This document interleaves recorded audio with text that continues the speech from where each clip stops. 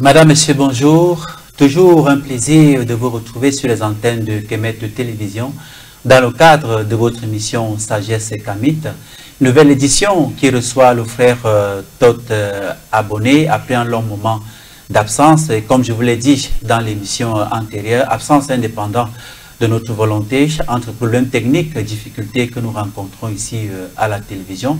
Mais malgré cela, nous sommes debout et nos ancêtres ne cessent de nous irradier de leur énergie pour que nous aussi nous continuons le combat noble qui est le nôtre, celui de la renaissance africaine, et ce dans tous les domaines. Et avec le frère Tot Abonné ce matin, nous allons aborder la thématique sur comment combattre l'ignorance et la confusion dans le mouvement Kamit. On aura l'occasion, n'est-ce pas, de revenir tout au long de cette émission, parce qu'il y a beaucoup sur les réseaux sociaux qui sont transportés par le vent du kémitisme, mais sans toutefois savoir quels sont les fondements véritables du kémitisme et quels sont ses objectifs. C'est la raison pour laquelle nous allons revenir sur cette thématique. Dit-on souvent que la répétition est la mère de la science. Nous allons apporter des éléments nouveaux et nous allons recevoir également la prêtresse du Muvungu. Elle s'appelle Na Ngonjoy.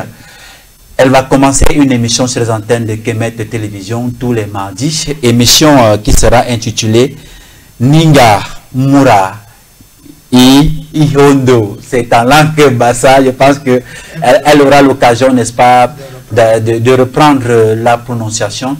Et c'est une émission, c'est un concept, n'est-ce pas, qui permettra d'éduquer la femme dans son ensemble, et notamment la jeune fille. Comment est-ce que la jeune fille se comportait sur le plan de la culture, sur le plan culinaire, sur le plan de la maternité, à une certaine époque en Afrique, et même la médecine. Comment est-ce que la jeune fille, à cette époque-là, vivait l'amour, comment le mariage se passait.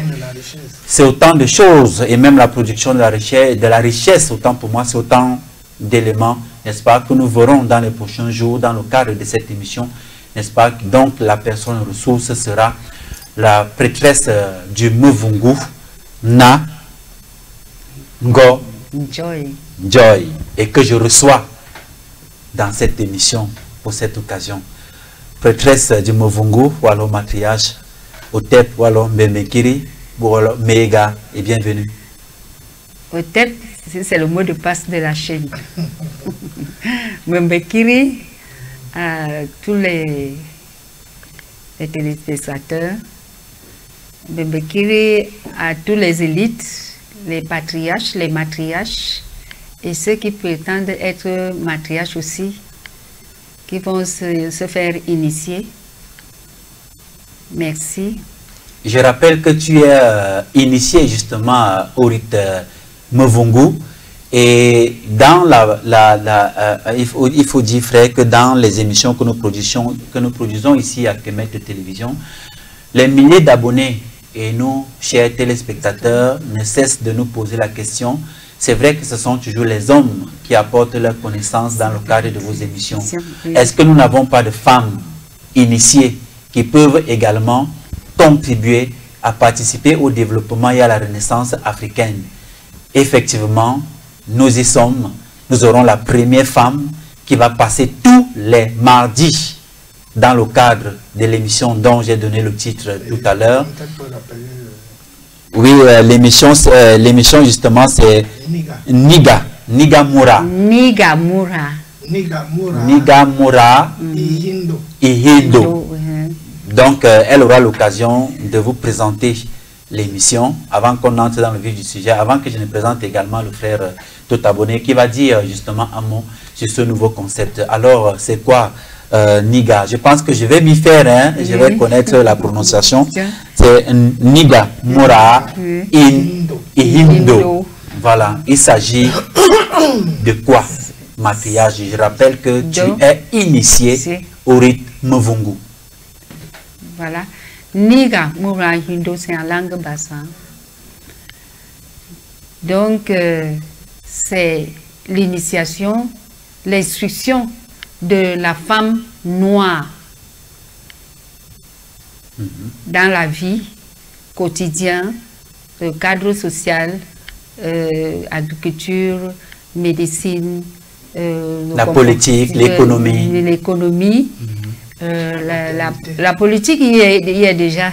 D'accord. Donc, à base de tout ce que la natalité, comment une femme accouchait, comment on entretenait la femme, un bébé féminine, comment on l'entretenait dès la base, comment on faisait grandir la femme, comment elle pouvait commencer à faire ses premiers pas dans la vie avant l'époque coloniale et pendant l'époque coloniale qui est venue avec un confinement qui a fait un arrêt à la femme, un confinement scolaire qui a fait un arrêt à la femme noire d'aller à l'école parce qu'elle avait déjà produit beaucoup en Afrique en humain.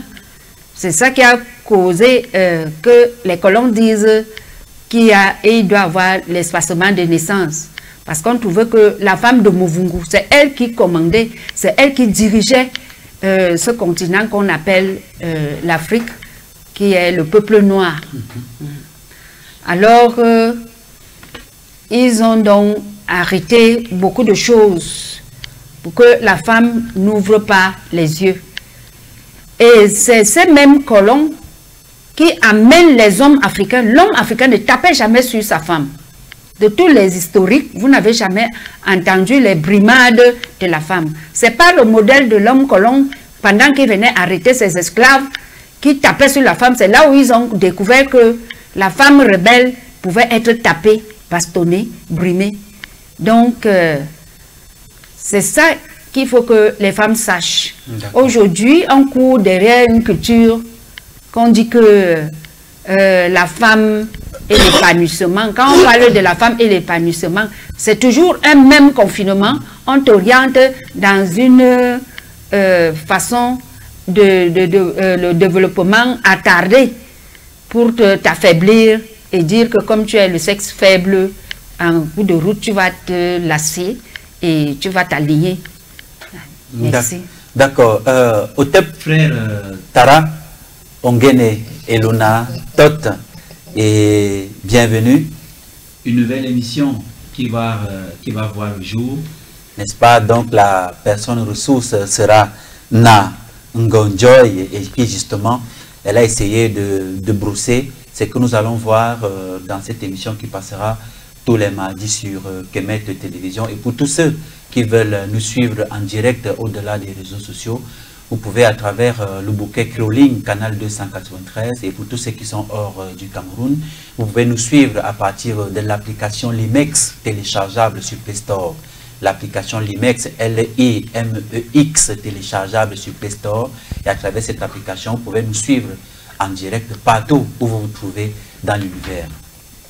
Otep, moi j'aime Yamsi Yomba, Otep Nangonjoy, Otep à tous les sœurs de combat et à tous les frères de combat. Maman connaît le seul, mettez-vous le bien à Betan, à Mboatisson, et Minami Seminasi. Effectivement, c'est un nouveau concept que nous sommes en train de mettre sur pied et qui a pour but de promouvoir l'éducation de la femme face aux difficultés que nous rencontrons aujourd'hui, nous les hommes mariés, et qui aspirons à un certain équilibre dans nos foyers et qui espérons une meilleure éducation de nos jeunes garçons et de nos jeunes filles et en vue d'une société saine dans l'avenir face à cette mondialisation qui vient avec toutes les mœurs perverses que nous pouvons connaître aujourd'hui, notamment la promotion des dérives sexuelles, des dérives spirituelles, des dérives politiques, des dérives économiques, dont je ne vais pas nommer les noms, et je ne vais pas entrer dans ces détails. Quand je le dis, les gens savent de quoi nous parlons. Et une émission comme celle-ci est une émission impérative et nécessaire pour une Afrique qui doit se réveiller, pour un peuple qui doit à nouveau s'émanciper et pour une jeunesse qui doit aspirer à devenir la lumière du peuple noir face aux autres peuples. Étant entendu que le peuple noir, ayant été le premier peuple sur terre et qui a initié toutes les civilisations, la morale, la philosophie, la science, la spiritualité, la médecine, l'architecture, l'art et tout ce que nous connaissons dans le vécu humain, ce peuple aujourd'hui qui se retrouve comme au bas de l'échelle et a donc tout intérêt à rassembler tout le potentiel intellectuel, initiatique, mystique, éducatif, scientifique et artistique pour redorer le blason de notre peuple qui se retrouve effectivement au bas de l'échelle. Nous avons donc estimé que cette émission initiée par Nangonjoy, qui est une amie à moi, une maman, on s'est connus dans les médias depuis des années déjà, et je l'ai vue sur le terrain, malgré tout ce que les gens viendront dire après, parce qu'il y a toujours les brebis galeuses. N'oublions jamais que les gens viennent vers les initiations, 90% ne viennent pas pour chercher à connaître le sens de leur existence ou le sens de leur vie sur terre. Ils viennent chercher la richesse. Ils viennent parce qu'ils veulent, ils ou elles ont besoin de dominer telle femme ou de dominer tel mari, de rechercher un poste, une nomination, de chercher à envoûter tel patron et de chercher. Bref, voilà des intérêts ponctuels qui amènent les gens, quand on dit le mouvement Kamit, il y a des rites pour faire ceci, ils viennent en courant et ils sont capables de dépenser des millions. Mais quand on leur demande de s'inscrire à l'école de la sagesse africaine pour participer à l'édification du peuple noir et à un meilleur rayonnement futur, les gens ne comprennent pas ces enjeux parce qu'ils sont bornés dans leurs besoins égaux. Ils ne réfléchissent qu'au bout de leur nez. Donc, cette maman, je l'ai vue en œuvre, je connais sa dévotion, je connais son amour pour le peuple et nous sommes d'ailleurs ensemble dans une association qui a été initiée par moi et qui est soutenue effectivement par des grands initiés. Ce n'est pas une association, ce sont des jeunes. Je pense que je suis leur fils dans l'association. Et ce n'est pas les histoires des jeunes fanatiques qui disaient qu'ils sont des initiés et autres. Donc, cette association prend son temps pour évoluer et atteindre le niveau qu'elle va atteindre. Et qui est donc comme une sorte de parapluie pour toutes les activités du mouvement Kamit. Donc, cette maman devrait donc servir de lanterne à toute la gente féminine, notamment des femmes qui sont déjà dans les foyers et qui ne savent pas quel type d'éducation africaine basée sur la sagesse africaine inculquée à leurs enfants. Et même si elles ont déjà perdu un premier pan parce que la dot s'est mal passée, elles ne savaient pas comment on dote la femme traditionnellement. La rencontre même entre l'homme et la femme, elles ne savent plus comment ça se passe. Elles se retrouvent aujourd'hui au foyer avec des maris qui peuvent être bons comme qui peuvent être mauvais. Mais le plus important, c'est l'éducation des enfants. Voilà donc une maman qui est là, à la disposition de la jeunesse africaine pour mettre ses connaissances et son expérience initiatique au service de notre peuple. D'accord. Alors, patriarche matriarche, autant pour moi, je voulais dire prêtresse du Mvungu. Na Ngonjoy, un dernier mot à l'endroit de nos téléspectateurs. Donc, tu donnes rendez-vous tous les mardis sur les antennes de Kemet de télévision. Merci. Pour les téléspectateurs qui nous regardent en ce moment, je remercie déjà les ancêtres de nous donner la force de nous réunir ici aujourd'hui parce que ce n'est pas déjà facile de se réunir comme ça. Et ce n'est pas facile aussi pour eux de s'asseoir devant l'écran pour se ressourcer de qui et comment ils doivent vivre désormais quand ils vont découvrir ce qu'on va les instruire traditionnellement, dans la tradition, dans l'avenir et tout ce qu'on aura à déverser comme conseil. Il ne faut pas oublier qu'on puise encore chez les ancêtres, même s'ils sont morts. Ils sont capables de venir nous dire des choses qu'on peut leur transmettre. Et aussi, il faut voir que tout le monde commence déjà à connaître sa lignée de son grand-père, son père, son arrière-grand-père et les noms. Parce que ça nous froisse souvent. Doit prendre conscience de la réalité historique qui est la nôtre. De prendre conscience de la réalité historique qui est la nôtre. Cela veut dire que quand tu as un enfant peut-être de 50 ans devant toi, ne connaît pas le nom de son arrière-grand-père, qu'est-ce qu'il faisait, qu'est-ce qu'il était, qu'est-ce qu'il a laissé, pour la postérité, pour la postérité, et que bon, régulièrement, d'autres ont laissé des sanctuaires qui ont été abandonnés à l'arrivée de l'église, parce que c'est le Satan. D'autres ont été transportés au Vatican dans les musées et autres. Donc, aujourd'hui, là, ils se retrouvent sans armes, sans mots. Il est balancé comme on met du papier sur le vent. Ça tourne à gauche, il court. Ça tourne à droite, il court. Par exemple, comme quand on doit éduquer, disons, les jeunes couples. Une jeune fille quitte auprès de ses parents, sa mère, sa grand-mère. L'éducation au mariage. L'éducation au mariage, il n'y a pas. On voit régulièrement le type à l'argent. Elle a pris les top gel, les cils, les mèches. Donc, le type à l'argent. Alors que traditionnellement, je remercie régulièrement nos sœurs du Nord parce que elles font souvent asseoir leurs filles. Elle leur dit que même si tu es ministre, même si tu es docteur, voici comment désormais tu dois entretenir ton mari. Tu dois entretenir ta personne. Tu dois éduquer tes enfants. L'environnement auquel tu dois soigner tes enfants. L'environnement là où tu vis, voici ce que tu dois désormais faire. Merci déjà. Merci pour tout le monde, mais il faut qu'on fasse vraiment une réalité, la vraie retour aux sources. Merci. Merci beaucoup, maman. Avant de sortir définitivement et entrer dans le vif du sujet, je voulais quand même poser la question. Tu as un instrument en main, comment est-ce qu'on appelle ça? Et à quoi sert-il?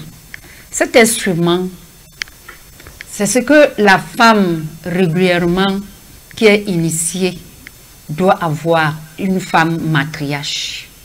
Régulièrement, je vois aussi les femmes qui se disent matriarches, qui ont les mêmes bâtons que les hommes.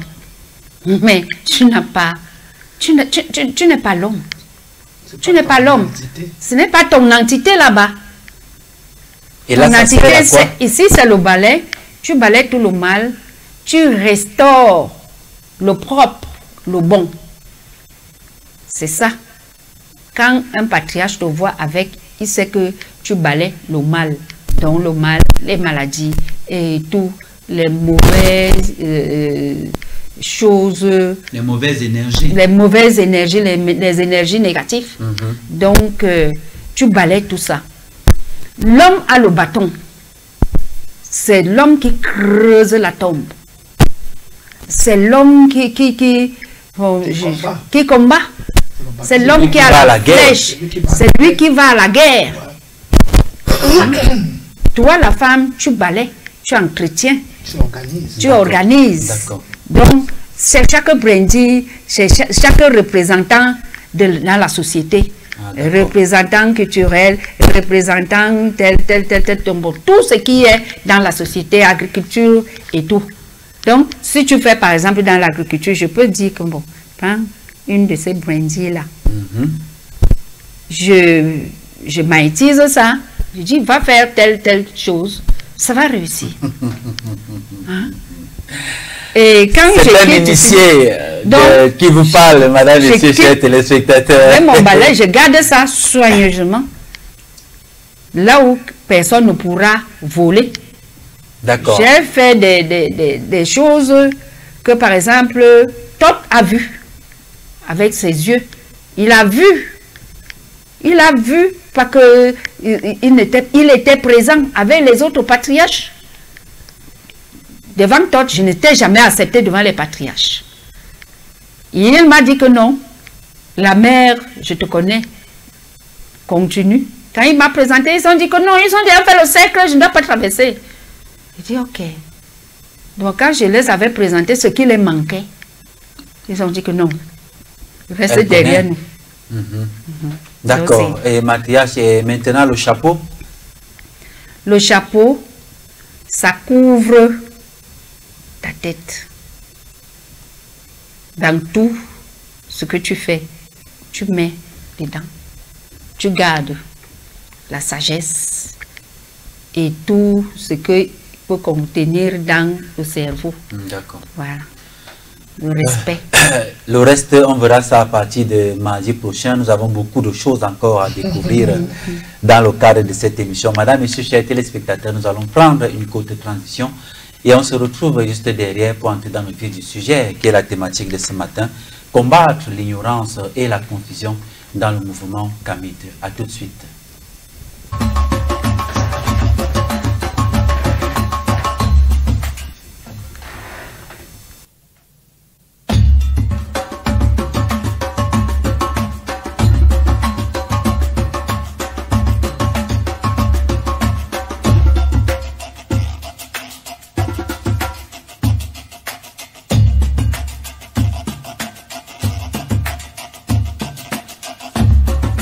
Retour sur le plateau de Kemet Télévision. Vous suivez votre émission Sagesse Kamit, combattre l'ignorance et la confusion dans le mouvement Kamit. Comme je l'ai dit dans mes propos introductifs, et telle est la thématique que nous allons aborder ce matin dans le cadre de cette émission avec le frère Totabone qui, je l'ai dit, fait son grand retour après cette absence involontaire, indépendante de notre volonté. Nous avons rencontré beaucoup de difficultés, que ce soit sur le plan technique et même les difficultés liées au fonctionnement de la télévision.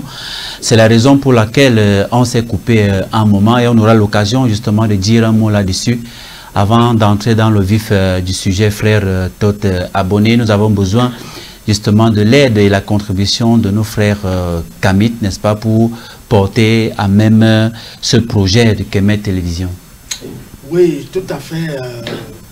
Nous nous sommes absentés pendant environ un mois, peut-être même plus, et avec notre très grande désolation, due aux difficultés que nous subissons, au grand poids que nous subissons, parce que nous nous sommes engagés à créer cette chaîne. Nous supportons tout ce qui en provient comme charge, notamment concernant le personnel qu'il faut gérer, concernant les factures d'électricité, d'Internet qu'il faut gérer, concernant la location des locaux, etc., etc., y compris même l'entretien du matériel. Donc, nous nous battons avec nos moyens limités, étant entendu que nous sommes aussi des responsables de famille. On doit bien s'occuper de nos familles, même si on doit aussi mener le combat. Et je pense que nous nous sommes déjà donnés et nous continuons de nous donner à fond en créant cette chaîne de télé, en supportant tout ce que nous disons et en produisant des émissions à travers toutes les recherches que nous avons faites et toute l'énergie que nous dépensons pour édifier notre peuple. Nous reconnaissons aussi en même temps les quelques frères et quelques sœurs qui nous viennent en aide, qui nous soutiennent de temps en temps sur le plan financier avec leur modeste contribution qui nous permettent d'équilibrer nos charges, mais jusque-là, ça ne va pas parce que les soutiens ne sont pas permanents et nous-mêmes aussi, nous avons des problèmes dans nos familles. On ne va pas laisser nos enfants mourir de faim pour la cause Kamit, pour des Kamit qui ne sont même pas conscients de tous les efforts que nous fournissons pour mener ce combat.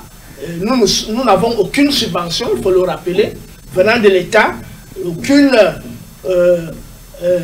agence ou aucune société qui nous sponsorise.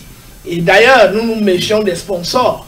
Nous préférons travailler avec des gens qui sont dans le même combat que nous, corps, âme et esprit, avec tout leur cœur, car nous savons très bien derrière quoi sont souvent véhiculés les sponsors.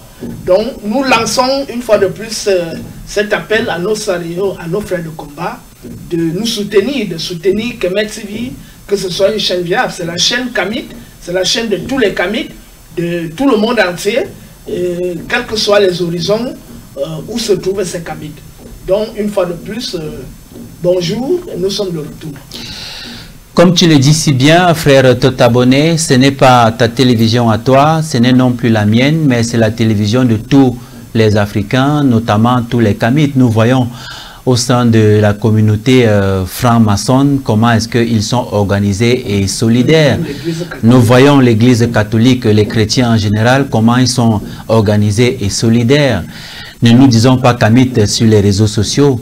Si chaque Kamite ne serait-ce que donnerait, ne serait-ce que 100 francs, je pense que ce projet serait très long aujourd'hui. Nous avons besoin de payer les factures d'Internet. Nous avons besoin d'être sur satellite pour que tous ceux qui sont dans les coins et recoins du monde entier suivent également la connaissance que nous diffusons dans le cadre de ces émissions. Donc, nous avons été absents dû justement aux difficultés. J'espère vivement que les frères et les sœurs Kamites, encore que la thématique que nous allons aborder ce matin, c'est de combattre justement l'ignorance et la confusion dans ce mouvement Kamite. Qui est réellement Kamite?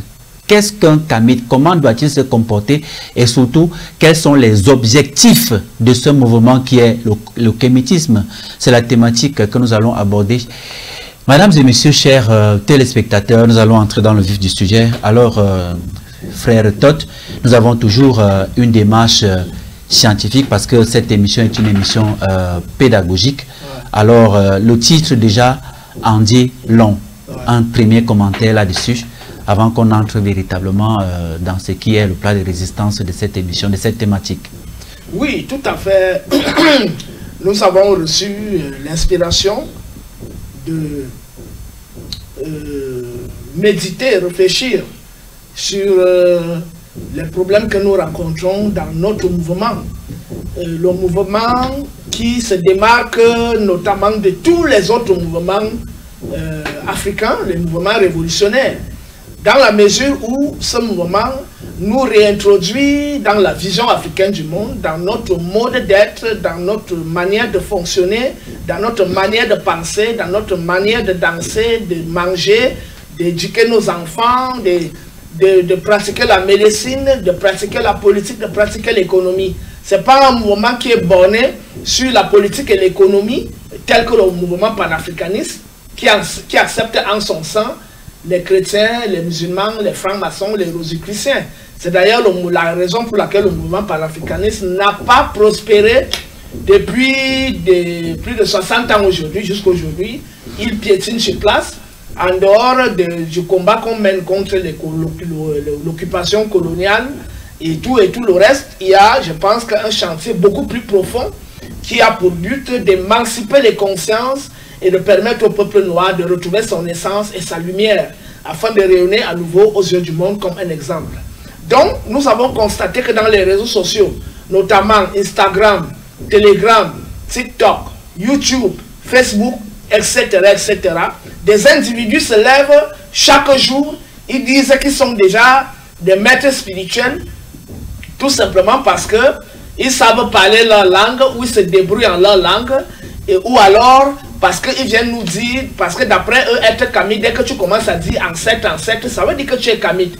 Quels que soient tous les mélanges dont tu feras usage pour amadouer les masses ignorantes et naïves et nécessiteuses, parce qu'il faut préciser, ce sont les nécessiteux qui courent derrière ces soi-disant maîtres spirituels pour espérer avoir des solutions, trouver des solutions auprès d'eux ou auprès d'elles. Parce qu'il y en a aussi parmi les maîtres spirituels des femmes qui se sont autoproclamées maîtres spirituels. On ne sait pas dans quelles écoles ils ou elles se sont formés. On ne connaît même pas les fondements métaphysiques, philosophiques, disons,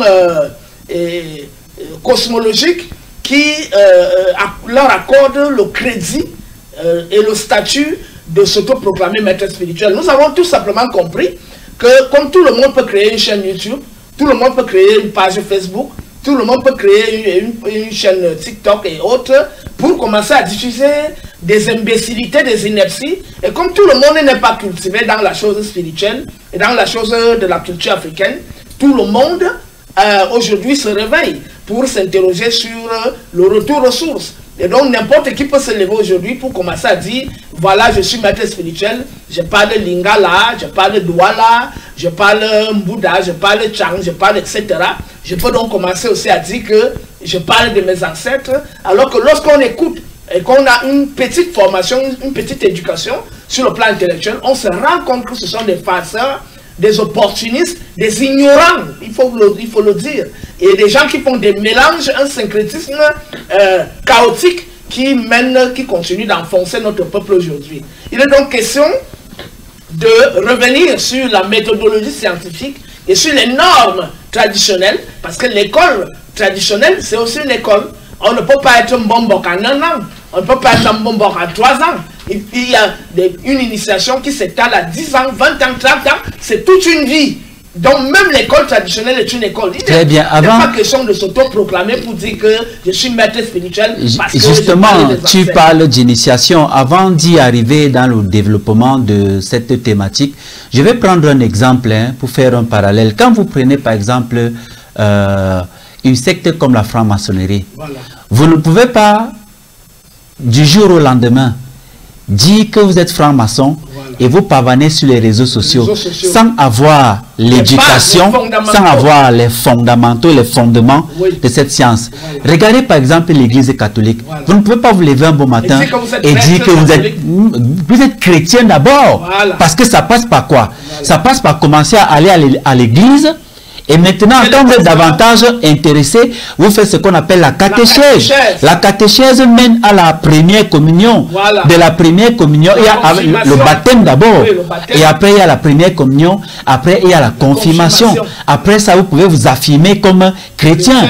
Pourquoi est-ce que quand ça concerne le mouvement kamite, c'est n'importe qui monte sur les réseaux sociaux, voilà, et dit que je suis kamite? C'est quoi un kamite? C'est qui un kamite? Voilà. Quel est le processus? Quel est le mécanisme pour devenir véritablement kamite? Voilà. Et il faut dire effectivement, frère, que le mouvement kamite n'est pas là pour combattre les autres idéologies. Il s'agit ici de sensibiliser la population noire, oui, afin qu'elle se réapproprie de son histoire qui est la vraie. Voilà. Parce qu'il y a une confusion. C'est la raison pour laquelle justement nous n'avons pas de financement, parce que les informations que nous diffusons dans le cadre de cette émission, ouais, ne passent pas bien, voilà, dans l'orgue dominant. Voilà. C'est-à-dire que les chrétiens, d'après, voilà, leurs ennemis, les, voilà, musulmans pareils, les francs-maçons pareils, les rosicruciens pareils, et y compris nos frères qui sont dans ces choses-là. C'est-à-dire que la philosophie, la sagesse que nous diffusons au profit de notre peuple, parce que le plus grand malheur, c'est que ce n'est pas nous qui créons ça. C'est ce que nos ancêtres qui ont bâti les premières civilisations de l'histoire de l'humanité ont laissé comme science, comme philosophie et comme norme de vie. Et que nous avons abandonné suite au contact avec les envahisseurs, et lorsque nous sommes entrés en contact avec eux, nous avons commencé à boire le poison qu'ils ont véhiculé à nos ancêtres, qui n'a pas été accepté de gré, mais de force plutôt, parce que beaucoup de nos ancêtres ont eu des gorges tranchées, ils ont été pendus, les langues coupées, des bras coupés, des yeux percés, parce qu'ils se révoltaient contre cette pseudo-idéologie véhiculée par le christianisme, l'islam, le judaïsme, la franc-maçonnerie, la Rose-Croix, le gnosticisme et tout ça. Et nous voyons autant de mal que ces mouvements ont causé à notre peuple aujourd'hui, et nous constatons déjà qu'au niveau des foyers, ça ne va pas. L'éducation de la jeunesse, les jeunes deviennent de plus en plus idiots, cons, insolents et imbéciles, excusez-nous du terme, mais c'est la triste réalité. Au niveau vide de substance, au niveau de la production de la musique, regardez ce que les gens écoutent aujourd'hui. Le cinéma, c'est la sexologie, la pornographie qui coule les rues. Nous avons les logiques LGBT qui s'étendent de plus en plus, et le lesbianisme et tout ce qu'on... Nous avons même une émission en préparation sur la musique. Voilà. Connaître ce que c'est que la musique, sa résonance, sa charge énergétique, voilà, et tout ce que ça comporte. Donc, nous constatons que notre société va de dépravation en dépravation, y compris l'élite politique qui se contente de servir, chacun se sert ses propres intérêts au détriment de l'intérêt du peuple, au détriment de l'intérêt du peuple noir, y compris tous ceux qui sont actifs en ce qui concerne la gestion des affaires sociales.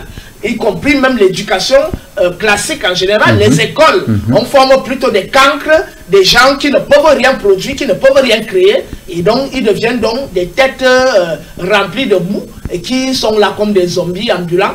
Voilà donc une plateforme qui nous permet de nous réapproprier notre génie, parce que nos ancêtres ont été des créatifs. Ce sont eux qui ont bâti les pyramides, ce sont eux qui ont créé les mathématiques, la physique, la géométrie, la politique, l'économie, la science, la médecine, et tout ça, y compris l'architecture. Parce que le plus grand monument impressionnant aujourd'hui, la civilisation, qui a gardé tous les vestiges historiques, c'est la civilisation noire, à savoir la civilisation nubo-égyptienne, y compris la civilisation sumérienne, qui est située en Mésopotamie, parce qu'il faut rappeler que les Sumériens étaient noirs, sans oublier la civilisation de Mohenjo-Daro et Harappa, dont les vestiges sont situés entre le Pakistan et l'Inde. De l'autre côté, à la vallée du Xinjiang, du côté de la Chine, c'est toujours une civilisation noire qui a initié le taoïsme, le yiking et toute la mystique chinoise qu'on connaît aujourd'hui, sans oublier les Olmecs et les Toltecs du côté de l'Amérique latine, qui sont les ancêtres des Incas et des Mayas. Donc les Noirs sont les premiers à avoir créé toutes les civilisations qui se trouvent sur la terre. Et aujourd'hui, on se pose la question, pourquoi ce peuple est là où il se trouve? Or, la vérité est qu'aucun peuple ne peut se développer avec la vision du monde des autres peuples. Parce que quand l'autre peuple vient t'envahir, son but, c'est de t'esclavagiser permanemment, de te maintenir comme son esclave. Donc même l'éducation qu'il te donne, même la spiritualité qu'il t'apporte ne peut jamais te permettre de le dépasser. Parce que le maître veut demeurer maître. Regardez l'exemple de ceux qui sont au pouvoir. Quand ils prennent le pouvoir, ils veulent y demeurer. Ils ne veulent plus jamais partir de là. Donc c'est exactement la même logique que le maître colon a élaboré pour continuer de maintenir le peuple noir sous le joug de l'esclavage mental, spirituel et intellectuel, pour que jamais plus le peuple noir ne se relève. D'accord, nous sommes déjà dans le vif du sujet. Entrons-y.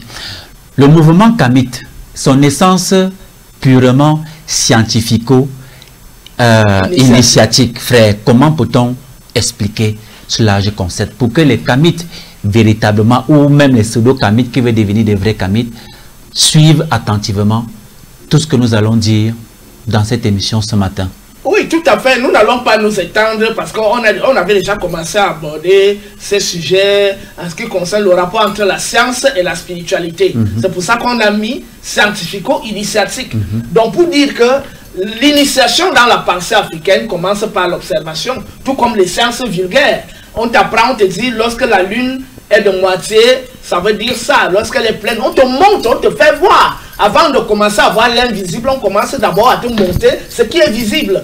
On te dit l'eau, voilà ce à quoi sert l'eau. C'est pour boire, c'est pour se laver, c'est pour nettoyer les saletés du corps, c'est pour laver les habits, c'est pour préparer avec... En fait, tout savoir commence par la sensibilité. C'est-à-dire tu touches du doigt pendant cette initiation. En contact avec la réalité. Oui. Donc c'est pour ça que nous parlons de scientifico-initiatique. Parce que dans la pensée africaine, la science et l'initiation sont imbriquées. Il n'y a pas de séparation pour dire la spiritualité c'est l'affaire de la foi et de la croyance, et d'autre part, la science c'est l'affaire de la raison humaine ou de la pensée humaine, tel que beaucoup semblent nous le faire croire aujourd'hui, notamment les religieux, qui estiment que la chose spirituelle n'est pas une affaire où l'homme doit mener ses propres expériences rationnelles, intellectuelles, ajoutées à la dimension spirituelle. Non, ils estiment que la religion et la spiritualité sont bornées à la croyance, à la fois au texte. Ça, c'est le religieux banal.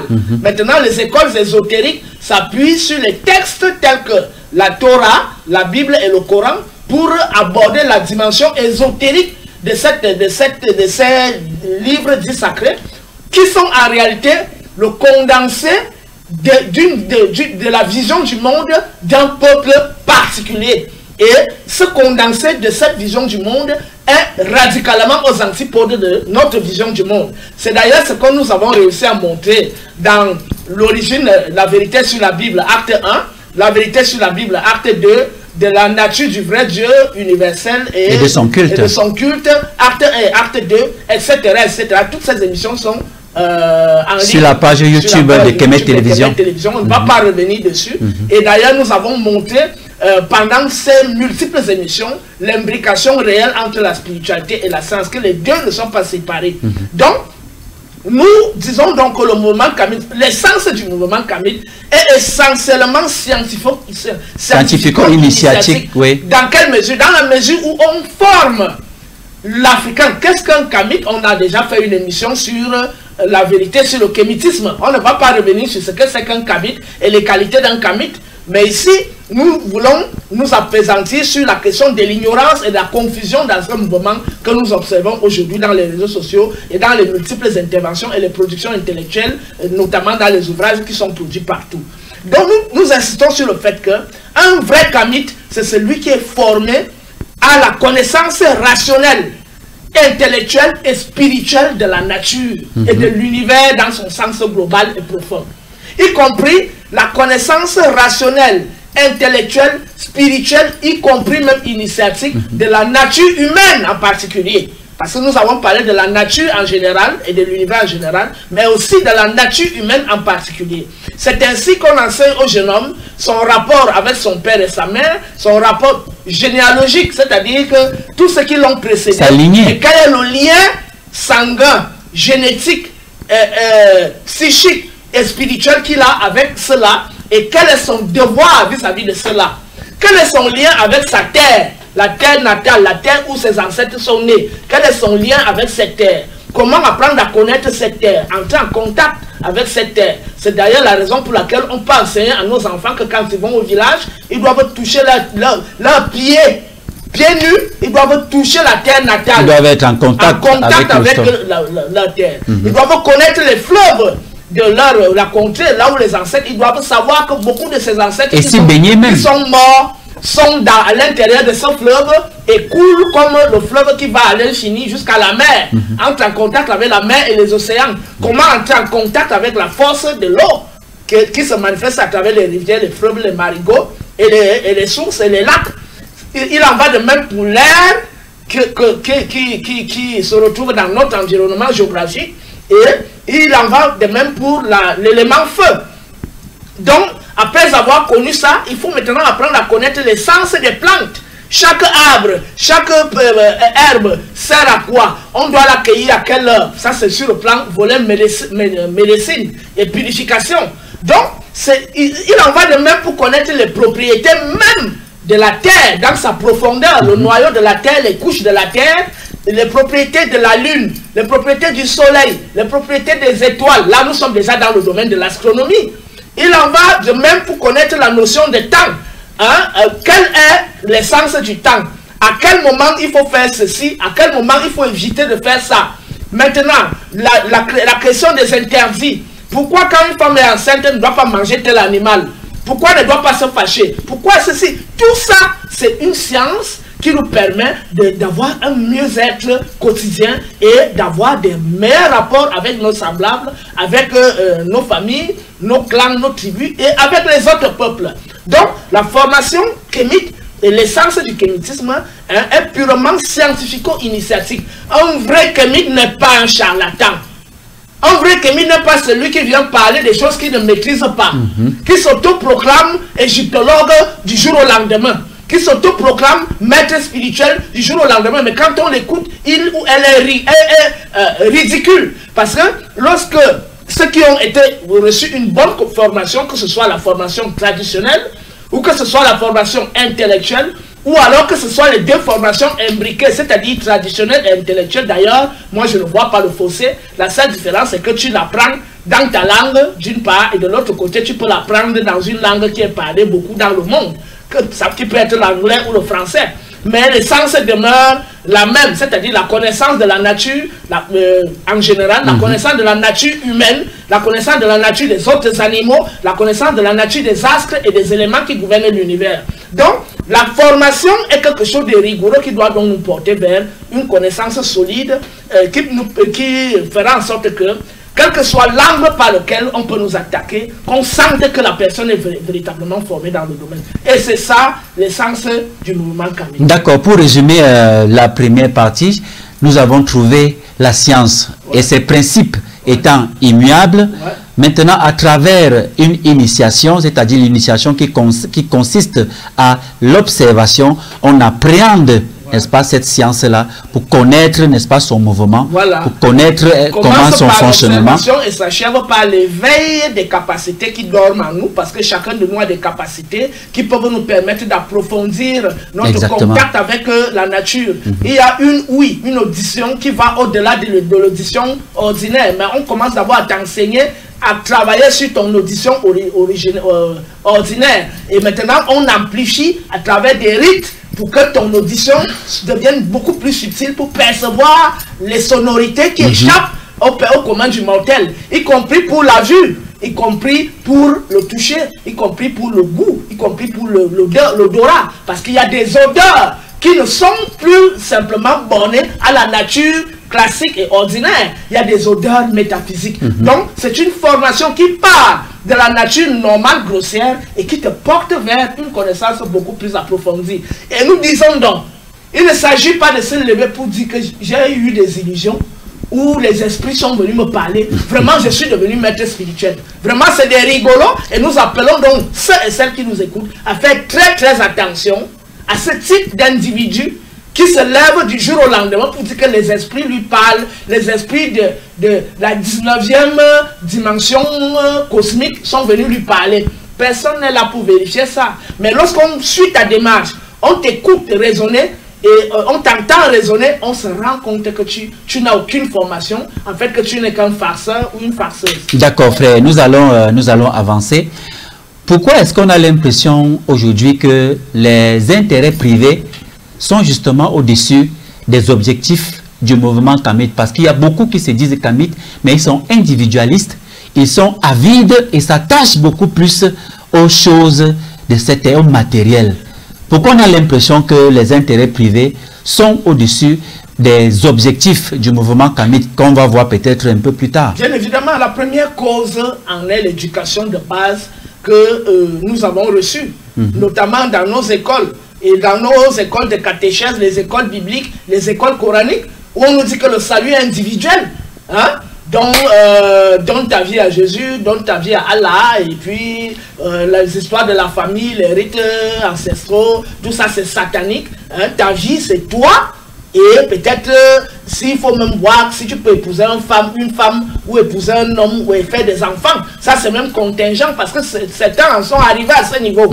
À dire que le mariage n'est pas une fin en soi et on n'est pas obligé d'avoir les enfants. C'est pour dire que l'individualisme qui nous a été inculqué à travers l'éducation religieuse et l'éducation dans les écoles, l'éducation classique, donc nous avons porté vers cet individualisme.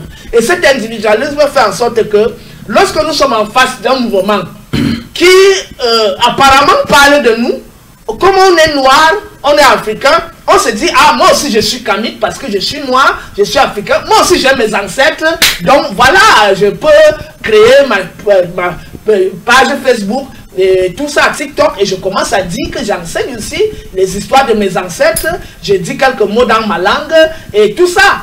Hein? Et après avoir lu quelques passages bibliques et quelques livres de Blavatsky, je peux donc maintenant venir dire que je suis devenu un maître spirituel. Donc, et cela c'est les intérêts, quel type d'intérêt? Des intérêts égocentriques. Parce que les gens ne se soucient pas de la formation, les gens ne se soucient pas de la science, et les gens ne se soucient pas des intérêts collectifs et supérieurs.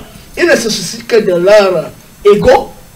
Il faut que je me fasse connaître, il faut qu'on me connaisse aussi, qu'on parle de moi. Il faut que je sois capable d'en vivre. Parce que j'ai eu un bac, je ne travaille pas, j'ai eu une licence, je suis dans le chômage, j'ai même un master, je ne parviens à rien faire. Il y a un moyen, une possibilité, je peux devenir pasteur, comme je peux devenir un maître spirituel Kamite. Je crée ma page TikTok et je commence à faire des publications et j'aurai des abonnés. Et quand ils vont atteindre le seuil critique, ils vont commencer à m'envoyer de l'argent et je pourrai en vivre.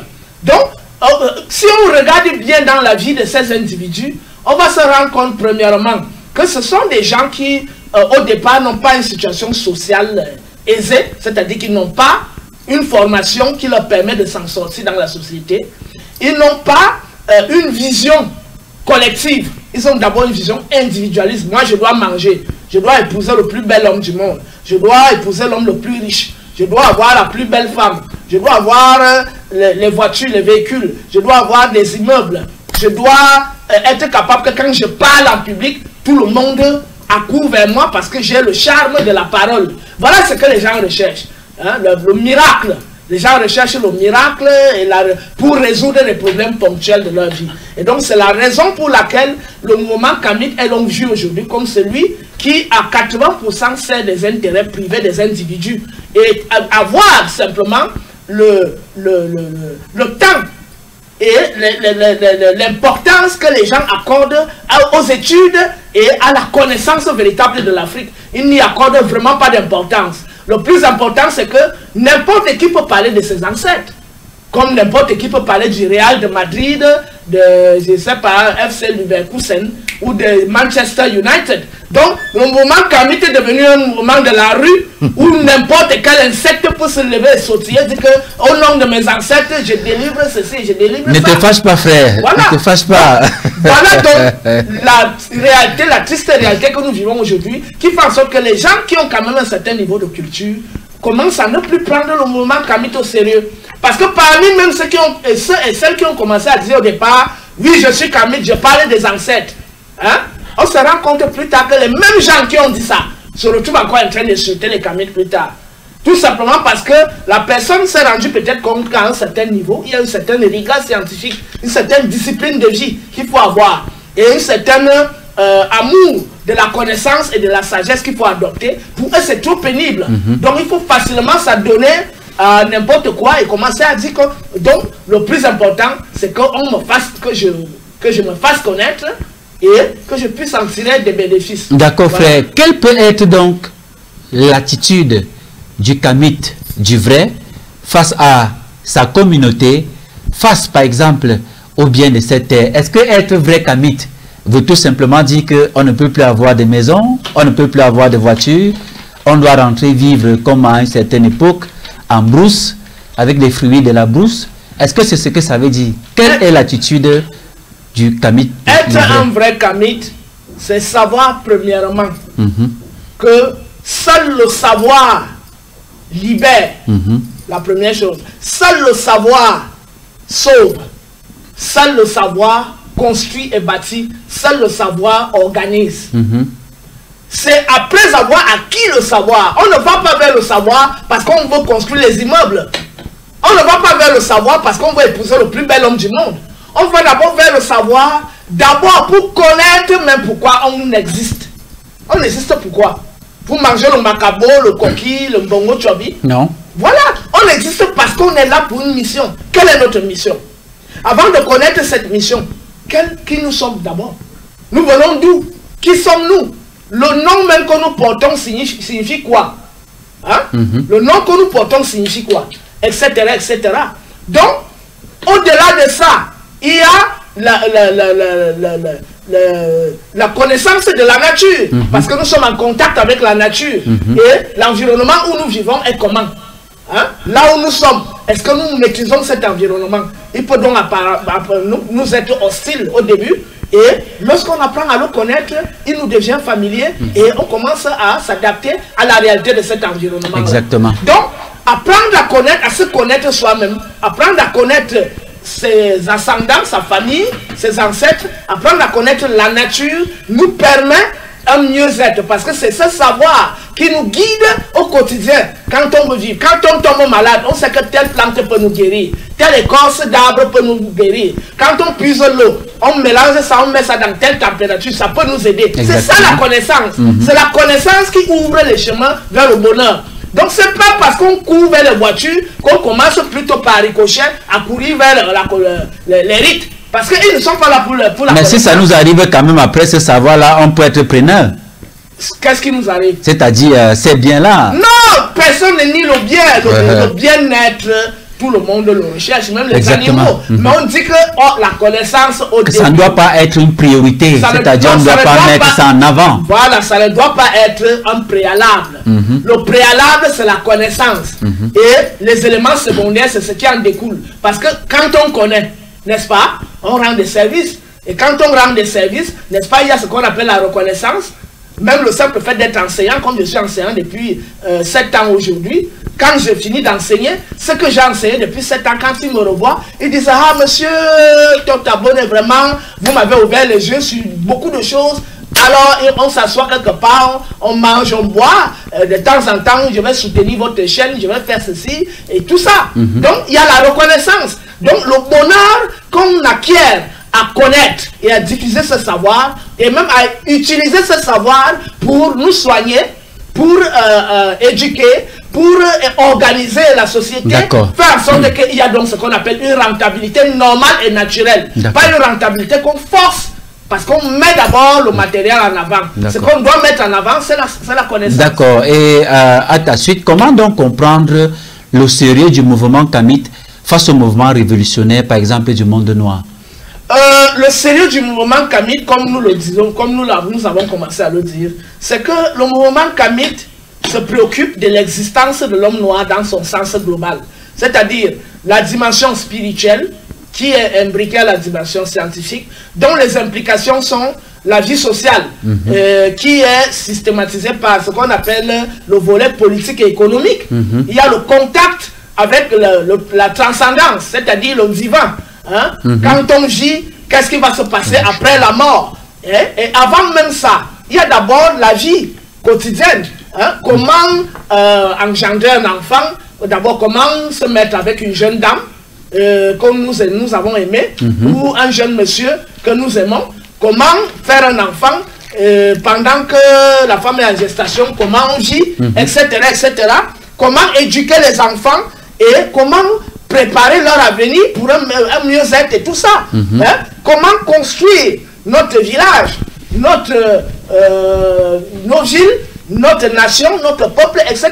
pour que notre peuple soit aussi celui qui est capable de rayonner face aux autres peuples, c'est-à-dire en montrant son sens de créativité, de productivité et son génie créatif, effectivement. Il y a maintenant le volet spirituel qui culmine donc vers la formation de l'homme globalement. Comment on bâtit un homme jusqu'à l'âge de maturité? Comment on bâtit une femme jusqu'à l'âge de maturité? La question de la mort nous interpelle plus tard. Quand on meurt, on va où? Comment organiser les rites funéraires? Et après, maintenant, l'initiation a donc pour but de nous préparer à affronter la mort avant que la mort ne vienne. Et une fois qu'on est initié à la connaissance de la mort et au-delà de la mort, on ne peut plus avoir peur de la mort. Donc, la pertinence du mouvement Kamit fait en sorte que, face à tous les autres mouvements, l'homme noir soit ancré dans ses racines, se déploie à travers la force qu'il puise dans sa terre, dans la mémoire ancestrale, tous les savoirs historiques, la culture accumulée pendant des siècles et des siècles, pendant des millénaires, qu'il puise dans ce savoir et qu'il use de son génie pour adapter ce savoir à son époque et pour donc activer son génie créatif ou pour produire des éléments existentiels qui vont favoriser la vie dans le temps spécifique où ces individus vivent. Et au-delà de ça, pour faire des projections futures, c'est-à-dire que quand je mourrai, je vais laisser mes enfants dans quel type de société. Donc le mouvement Kamit embrasse en même temps le volet spirituel, ce que ne fait pas le panafricanisme. Et ce mouvement spirituel, c'est la vision africaine du monde, pas un mouvement spirituel issu d'un syncrétisme où on veut prendre la Bible, on prend le Coran, on met tout ça, après on dit que les ancêtres sont derrière. Voilà, nous le mouvement Kamit n'est pas dans cette logique-là. Et donc la pertinence du mouvement Kamit, c'est d'abord la pureté dans la pensée, la pureté dans la culture, la pureté dans le vécu, la pureté dans la créativité, l'authenticité, etc. Donc le mouvement Kamit est un mouvement qui promeut le génie créatif, le mieux-être, la convivialité, une meilleure organisation sociale, calquée sur le modèle de la vision africaine du monde qui a donc été construite pendant des millénaires à travers le génie cumulatif issu de nos ancêtres jusqu'à nous et en vue de se perpétuer à travers les générations futures. D'accord, frère. Alors, quelles sont les attitudes à dénoncer dans les mouvements Kamit? Parce que seulement ici au Cameroun, nous en avons beaucoup d'associations Kamit qui organisent même des événements. Mais ce qui est curieux, c'est que parfois, l'idéologie centrale dont tu viens de parler, on ne retrouve pas ça au sein de certaines associations.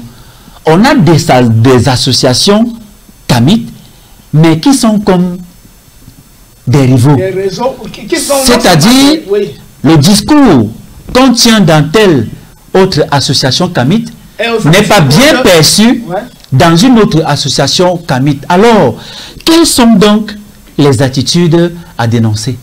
D'abord, le constat que nous faisons, c'est que la plupart des gens qui créent les associations n'ont pas la formation. Exactement. Parce que pour créer une association, il faut que tu sois quelqu'un qui a subi une formation solide dans la chose.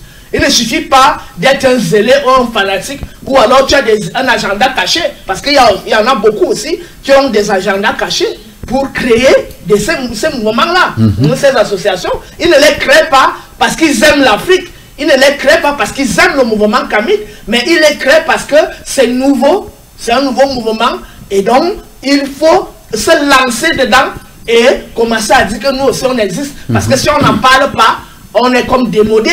Et donc le premier élément à condamner, c'est le suivisme. Ce suivisme moutonnier qui fait en sorte que tout le monde aime ce qui est à la mode. Hein? Donc, même si ce sont des imbécilités qui sont à la mode, je prends l'exemple, les jeans sexy tendance PD que les jeunes garçons portent aujourd'hui.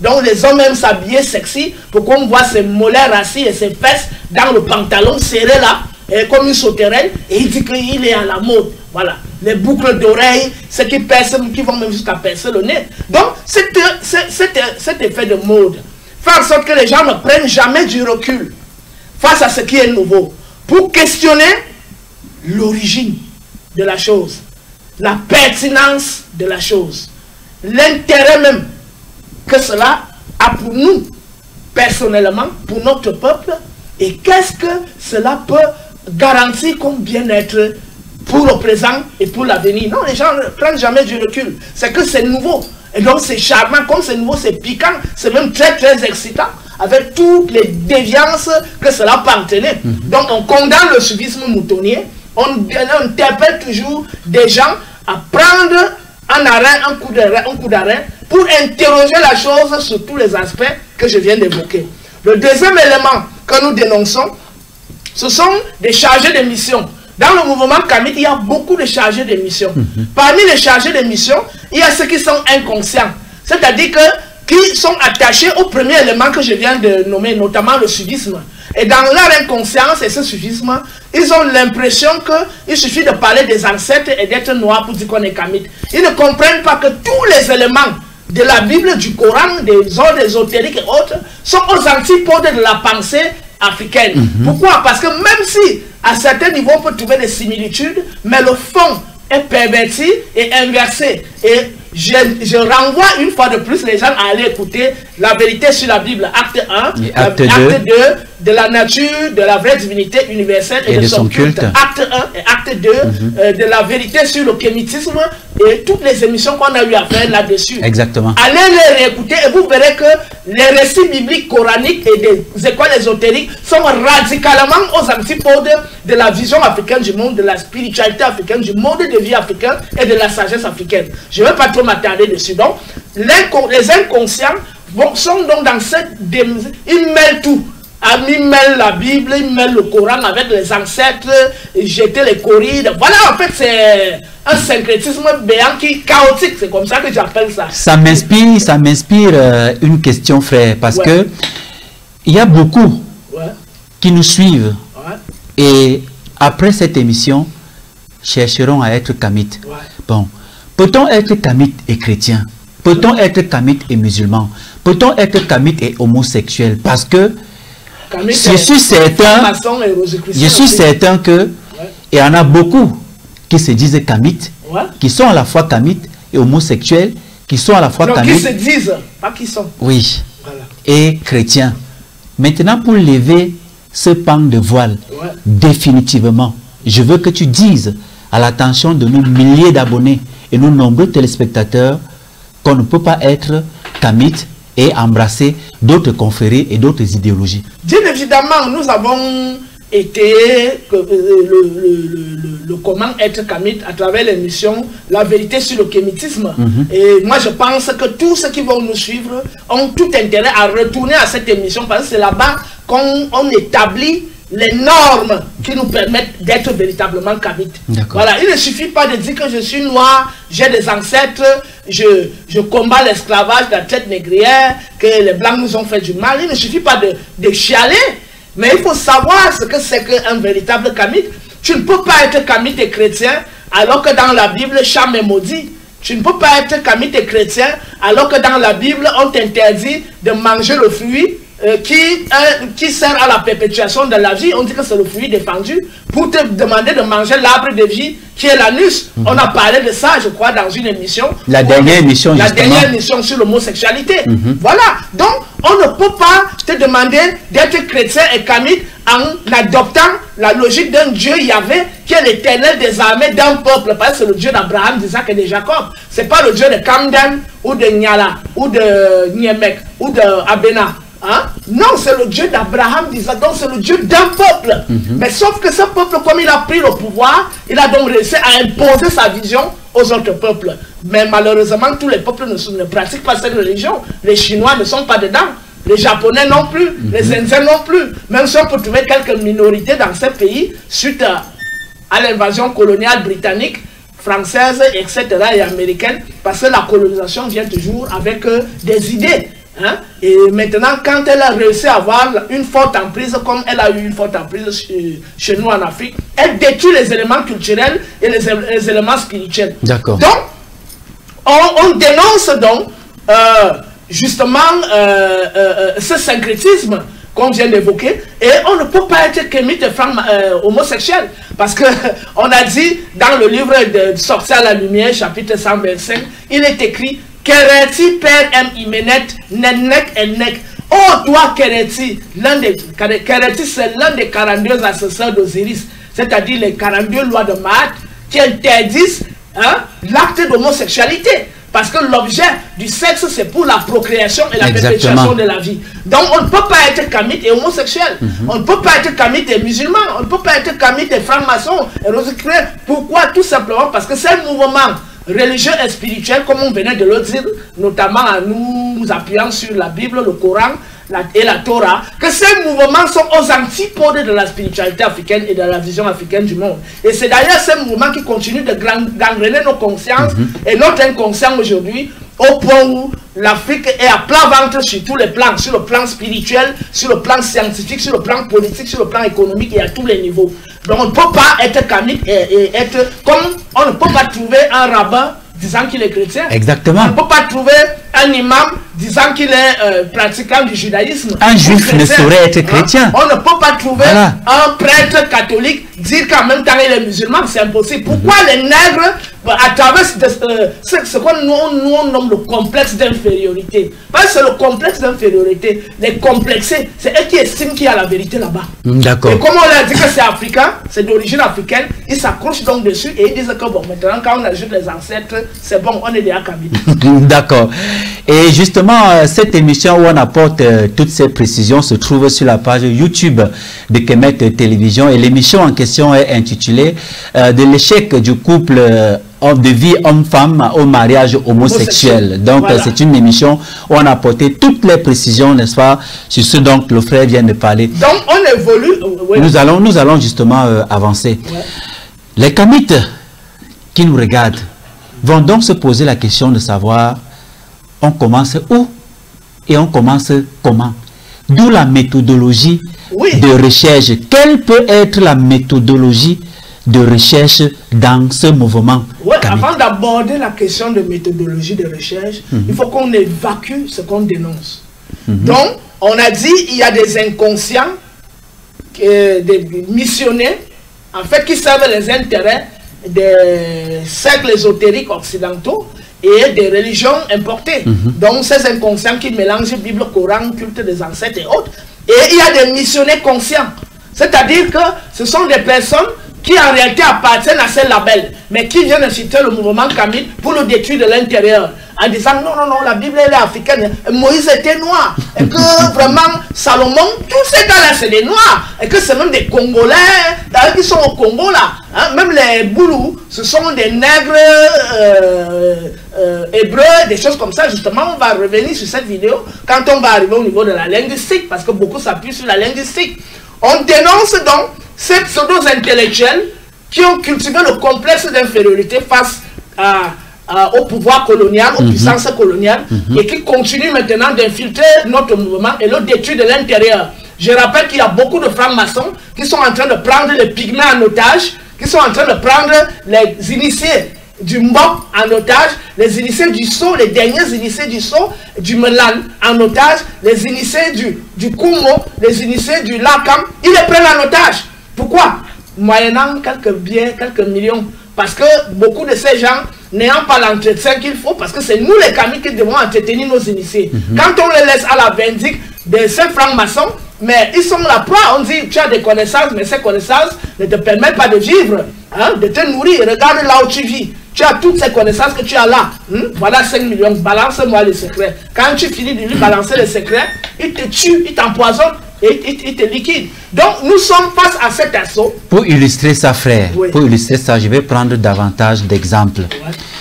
Quand vous voyez, j'aime beaucoup citer les francs-maçons parce que ils sont très organisés et solidaires. Très dangereux.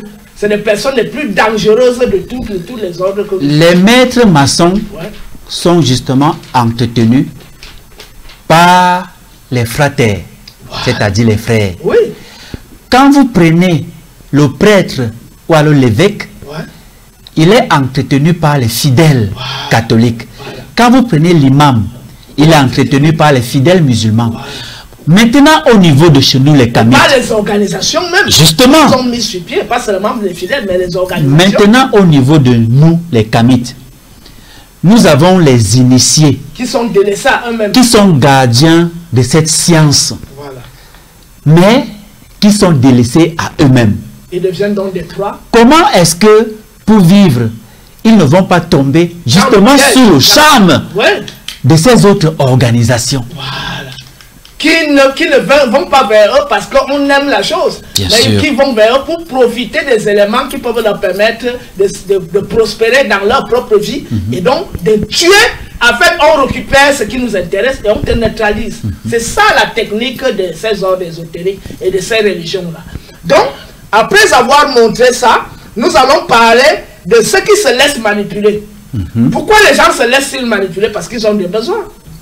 J'ai pas de travail, j'ai pas de mari, j'ai pas de femme, j'ai pas d'argent pour nourrir mes enfants, je peux pas payer l'école de mes enfants, je suis maladif, ou alors j'ai un enfant constamment maladif, et donc le premier venu qui dit qu'il peut faire le miracle pour nous délivrer, alors donc les gens se bornent à ces éléments ponctuels et ne lèvent pas leur pensée vers un idéal. On comprend qu'on a des problèmes et qu'on veille à trouver des solutions, mais que notre pensée en rapport avec le savoir africain, la sagesse africaine, ne se borne pas à cet élément ponctuel-là, mais que, ayant trouvé solution dans ce que nous avions comme problème, hein, que nous puissions comprendre donc la pertinence et la profondeur de ce qui nous a apporté la solution et que nous commencions à promouvoir cette chose-là.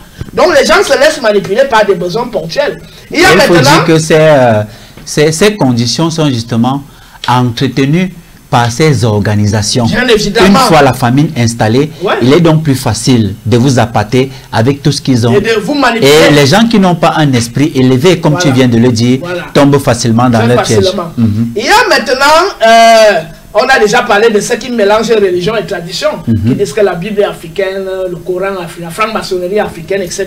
On ne revient plus dessus. Il y a maintenant des intellectuels qui ont le complexe d'infériorité. Quand on a brandi la notion d'universel, la spiritualité est universelle. Hein? Vos histoires de culte des ancêtres, là, c'est la spiritualité du bas astral, hein, qui vous cantonne dans les cavernes ténébreuses de Belzébuth, où vous adorez les crânes et vous buvez le sang humain et le sang des animaux. Hein? Cette spiritualité déchirante et pervertie, hein, qui ne atteint pas le niveau de Jésus.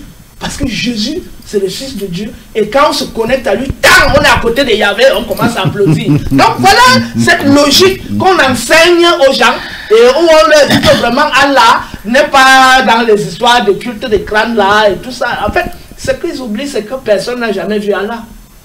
Allah, où il y avait, supposons même que ce sont des divinités réelles, que ce sont même des divinités correctes, parce que nous avons monté dans les anciennes émissions, quand en fait c'est Satan. Yahvé c'est Satan, Allah c'est Satan. Bon, c'est pas du fanatisme. Les gens peuvent aller réécouter l'émission La vérité sur la Bible, acte 2. Oui. De la nature, de la vraie divinité universelle et de son culte. Acte 1, acte 2. Donc nous parlons en homme de science, en éminent métaphysicien, car nous maîtrisons les principes de la métaphysique. Même comme nous sommes perpétuellement en apprentissage, parce qu'on apprend, même quand on meurt demain là, on apprend. Pendant la mort même, on est en train d'apprendre le mystère de la mort.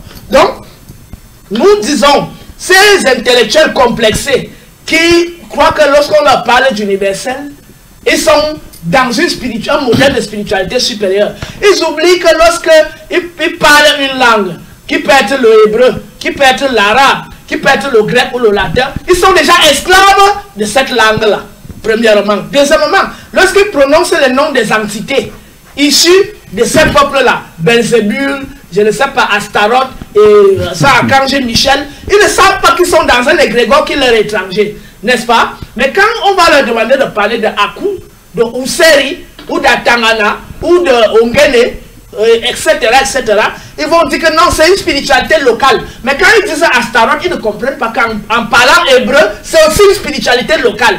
Quand ils disent Archange Michael, ils ne savent pas que Michael, c'est en hébreu pour parler des entités de cet ordre-là. L'hébreu n'a jamais été une langue africaine. N'a même jamais été une langue universelle. Encore qu'en français, moi je ne connais aucune entité qui a un nom en français. Ce sont toujours les noms soit en latin, soit en grec, soit en hébreu, soit en araméen.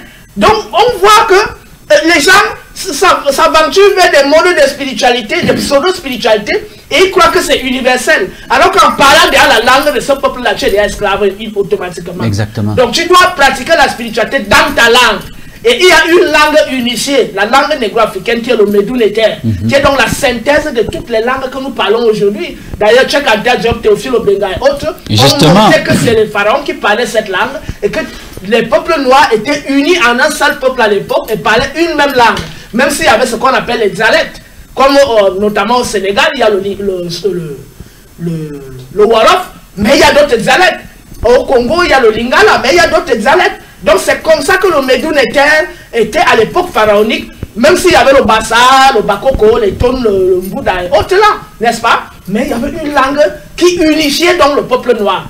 Donc on ne demande pas aux gens de s'enfermer aussi dans des logiques tribales, mais de construire l'Afrique en tenant compte des pôles ethniques, tribaux et autres pour comprendre qu'au fond, il y a un fragment qu'on va retrouver chez les Bassa, chez les Bakoko, chez les Swahili, chez les Bambutos, tout ça. On va retrouver ces éléments et il faut donc savoir les accorder et les synchroniser pour reconstituer la force de la pensée et de la spiritualité africaine. C'est ça l'enjeu.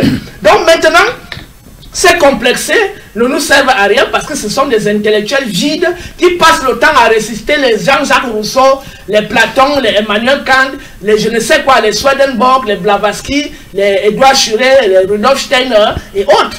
Donc, sans maîtriser la quintessence de cette pensée qui est radicalement aux antipodes de la pensée africaine. Car si ces gens nous aimaient véritablement, en venant vers nous, ils n'auraient pas cherché à détruire nos cultures. Or, c'est grâce à nos cultures qu'on a réussi à vivre pendant des millénaires et à bâtir des civilisations, comme la civilisation de l'Égypte pharaonique, comme la civilisation de l'Empire du Mali. Parce qu'à l'époque du Moyen-Âge, l'Empire du Mali faisait partie des grandes civilisations sur Terre. Et c'était au même niveau que les civilisations occidentales. C'est après la Renaissance occidentale et le siècle des Lumières que l'Occident a pris l'avance sur l'Afrique. Mais autour des années 1600-1500, de l'ère actuelle, l'Afrique et l'Europe étaient, je dirais même que l'Afrique était légèrement au-dessus, parce qu'il y avait la grande bibliothèque de Tombouctou, où les grands intellectuels du monde venaient se ressourcer. Et là, ce n'est plus, on ne remonte pas très loin à l'Égypte, il n'y a que 500 ou 600 ans. Dans la ville de Sankoré, à Tombouctou, justement. Donc, voilà donc le type d'intellectuels qui doivent nous replonger vers la substance mère de l'Afrique.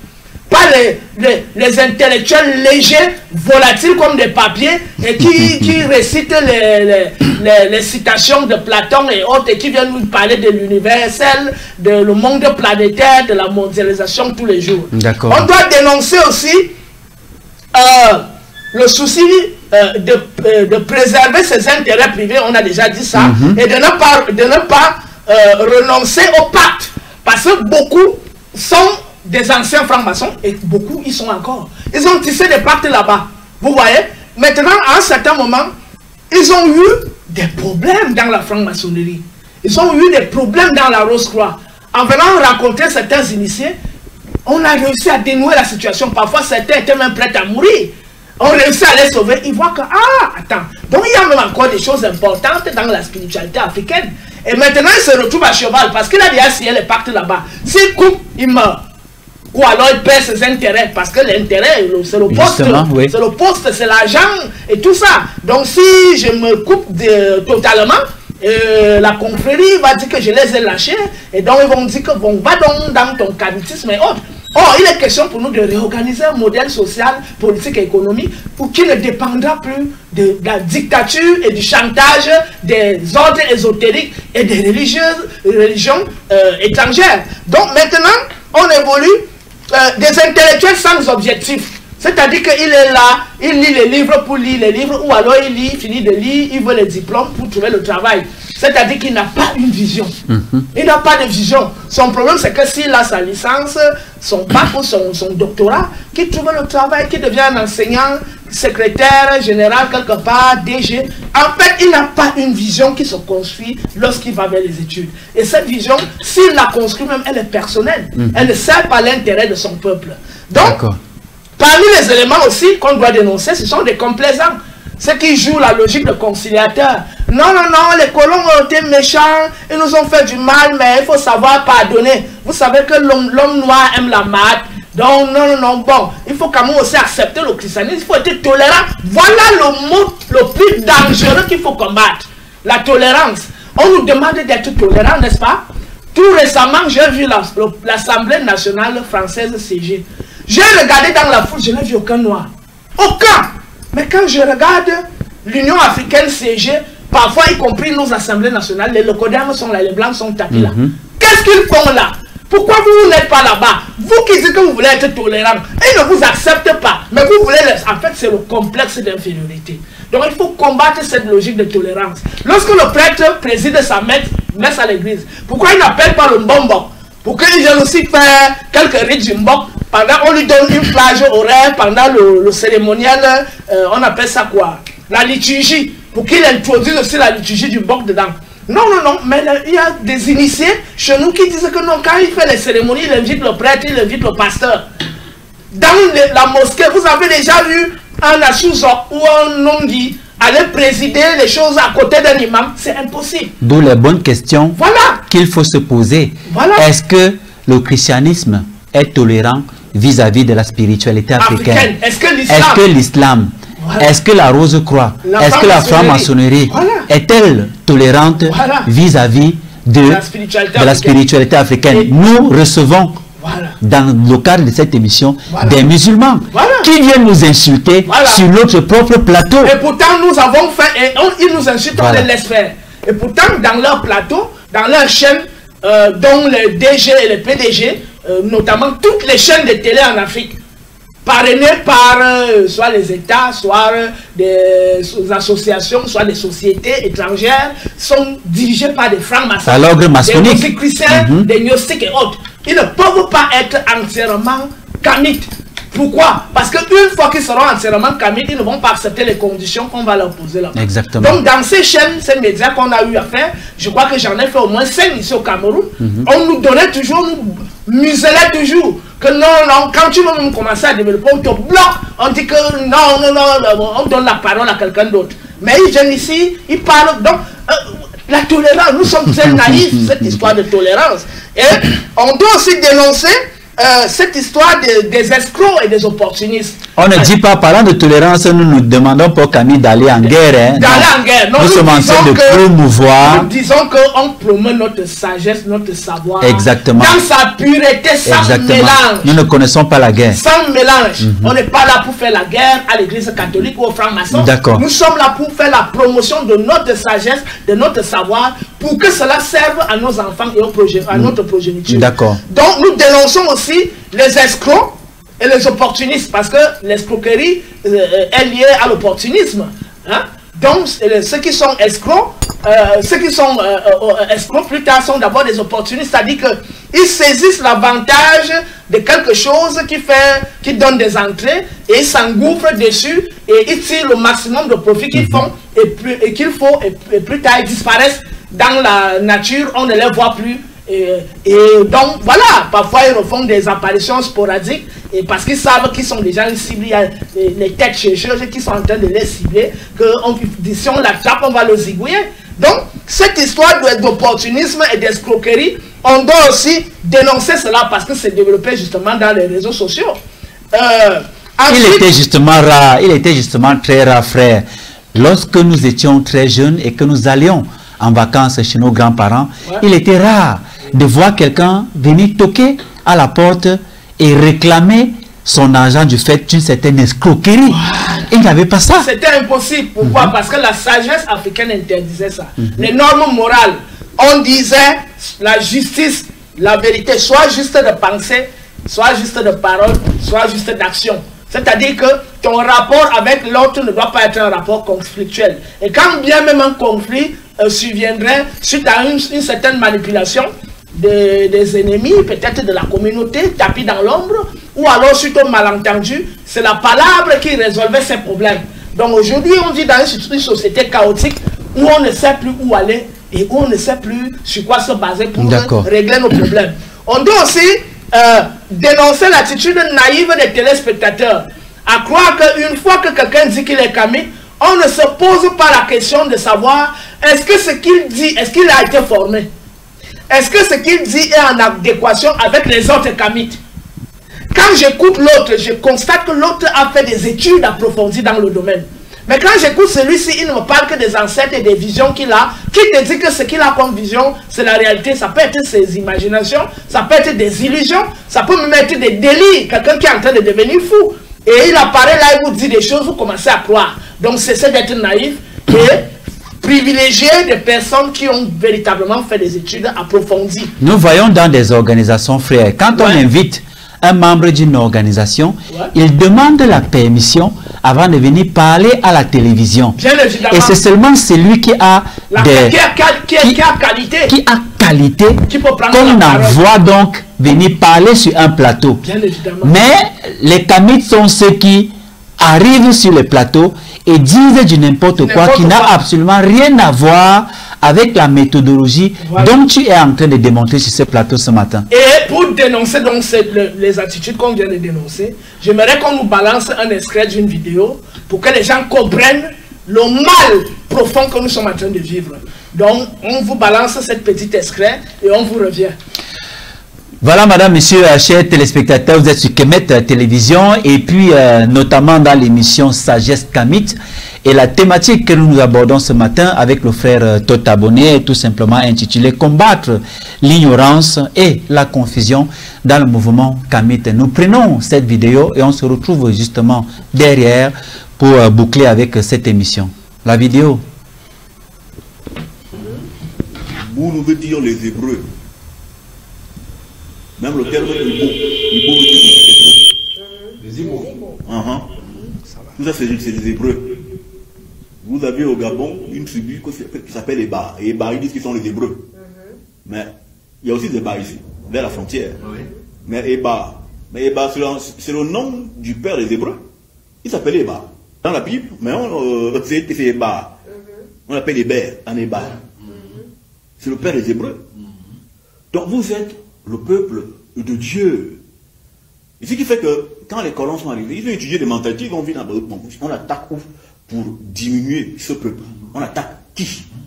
Chez les États. On prend qui? Ils ont regardé, non? Ils ont vu qui? Les bourous. ce sont les Boulous qui ont fait tomber ce peuple-là. Parce que les Boulous, c'est eux qui avaient la marmite mystique du peuple. C'est pourquoi ils sont au milieu. On a les colos derrière, femmes devant, et les Boulous sont au milieu. Pourquoi ils sont au milieu? C'est eux qui faisaient les fétiches de guerre. Ils envoient ça devant, ils envoient derrière.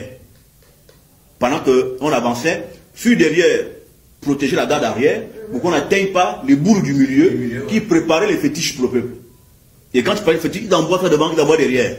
Parce que c'est eux qui avaient le sacerdoce. C'est eux qui gardaient le peuple. Parce que déjà les Boulous, c'est une femme. D'entre les fils de Afil.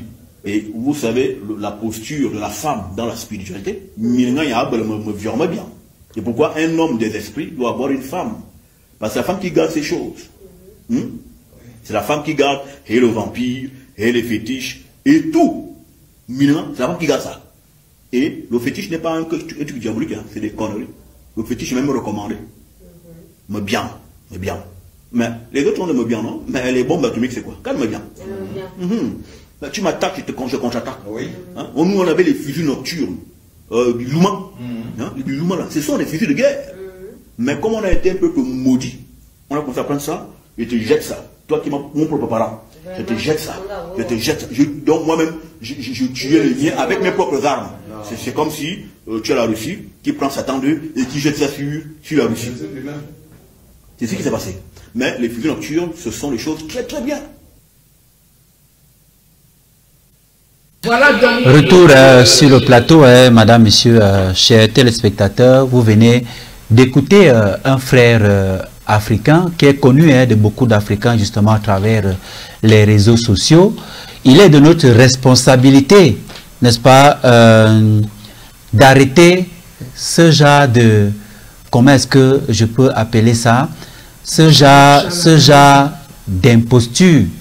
C'est un frère, c'est un intellectuel, il est très intelligent même, mais il est important, la science étant rigoureuse, quand on dit par exemple que les Boulous parlent ou parlaient hébreu, les Boulous c'est une tribu du sud Cameroun, comment peut-on le démontrer avec des faits, puisque la science c'est des faits, la science c'est les traces, la science est rigoureuse.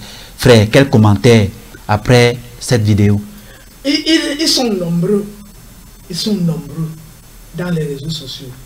Et parce que ce monsieur dit, en fait c'est quelqu'un qui a attiré mon attention. Moi je ne le connais pas, peut-être que toi tu le connais frère. Moi je ne le connais pas.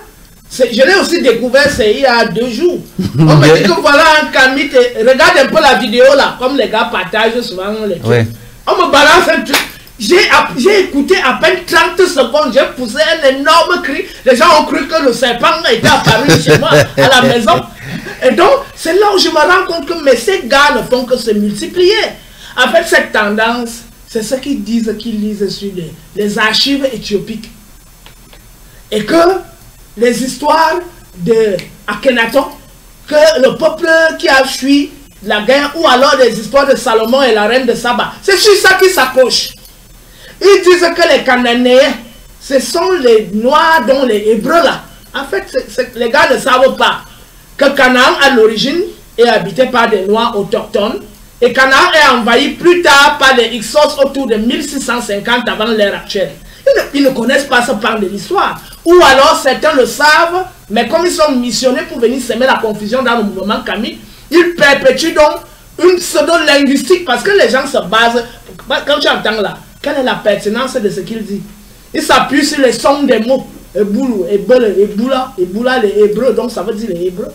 Tu vois, il ne sait même pas dans quel type de registre linguistique le hébreu se trouve, dans quel type de registre linguistique les langues négro-africaines se trouvent, quelles sont les normes de la linguistique au niveau des phonèmes, des phonogrammes, au niveau de la scripture des syllabes, des diphtongues. Il ne maîtrise pas ça. En fait, il vient pérorer parce que les sons se ressemblent, comme on peut dire miss, hein?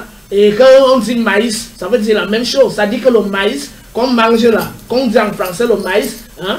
Avec miss, c'est-à-dire les yeux, ça veut dire... En fait, c'est ça qu'on appelle la logique de la manipulation. Mais comment est-ce qu'un frère, un noir, peut dire que c'est parce que nous sommes maudits qu'on peut jeter la sorcellerie à son semblable? C'est d'abord en contradiction avec ce qu'il a commencé à dire au début. Il dit d'abord que nous sommes le peuple de Dieu. Mais comment le peuple de Dieu peut être un peuple maudit? On sait que le peuple de Dieu, c'est le peuple hébreu. Vous avez déjà lu dans la Bible que les Hébreux sont maudits? Non. Voilà. Mais comment il dit que nous sommes les Hébreux et que nous sommes encore maudits après? C'est en contradiction flagrante. Donc ça montre que d'abord c'est quelqu'un qui manque de culture profonde. Il n'est pas cultivé. C'est des petits fanatiques qui ont côtoyé des gourous là, des ordres, des pseudo-linguistes qui les emballent dans une pseudo-science chaotique et qui fait en sorte que parfois ils peuvent se présenter comme des personnes délirantes. Parce que quand j'écoute quelqu'un qui est en contradiction avec lui-même, il commence à dire une chose, après il dit une chose au contraire. Il dit que nous sommes le peuple de Dieu, après il dit que parce que nous sommes maudits. Hein? Finalement, et il dit que nous sommes hébreux. Mais moi, dans la Bible que j'ai lue du début, la Genèse jusqu'à l'Apocalypse, je n'ai vu nulle part que les Hébreux sont maudits. Donc, nous dénonçons donc. Parce que beaucoup de ces gens... Justement, il fallait préciser de pourquoi la vidéo. Nous ne faisons pas de fixation sur l'individu, mais comme nous étions sur le volet dénonciation, il est important de montrer la vidéo avant de commenter, justement. Donc, nous disons et nous insistons que celui qui n'a pas de formation en linguistique historique et en linguistique comparée, cette thèse, elle ne s'aventure plus à venir là. Malheureusement, les téléspectateurs n'ont pas ces normes-là. Posez-vous la question, il a fait des études, quelles études en linguistique? Il a quel diplôme en linguistique? Il a même appris où? S'il allait apprendre à Chicago, mais on l'a envoyé en mission pour venir détruire le mouvement kamite, ça veut dire qu'il est déjà en affiliation avec les ordres maçonniques. Donc c'est pas parce que quelqu'un utilise parce que la linguistique aujourd'hui est devenue leur élément d'appui pour détruire, pour semer la confusion dans le mouvement kamite. Parce qu'on va te dire tel que Molinga, la Swahili, c'est ça qu'on va retrouver dans le hébreu, en ceci, et dans le grec, et quand tu pars dans le roman même, hein, dans la langue des Scandinaves, il te balade dans tout l'univers. Pour te dire que le congolais, la langue congolaise, on la retrouve même chez les Russes, dans la langue russe, dans l'allemand et tout ça. Et finalement, on est où?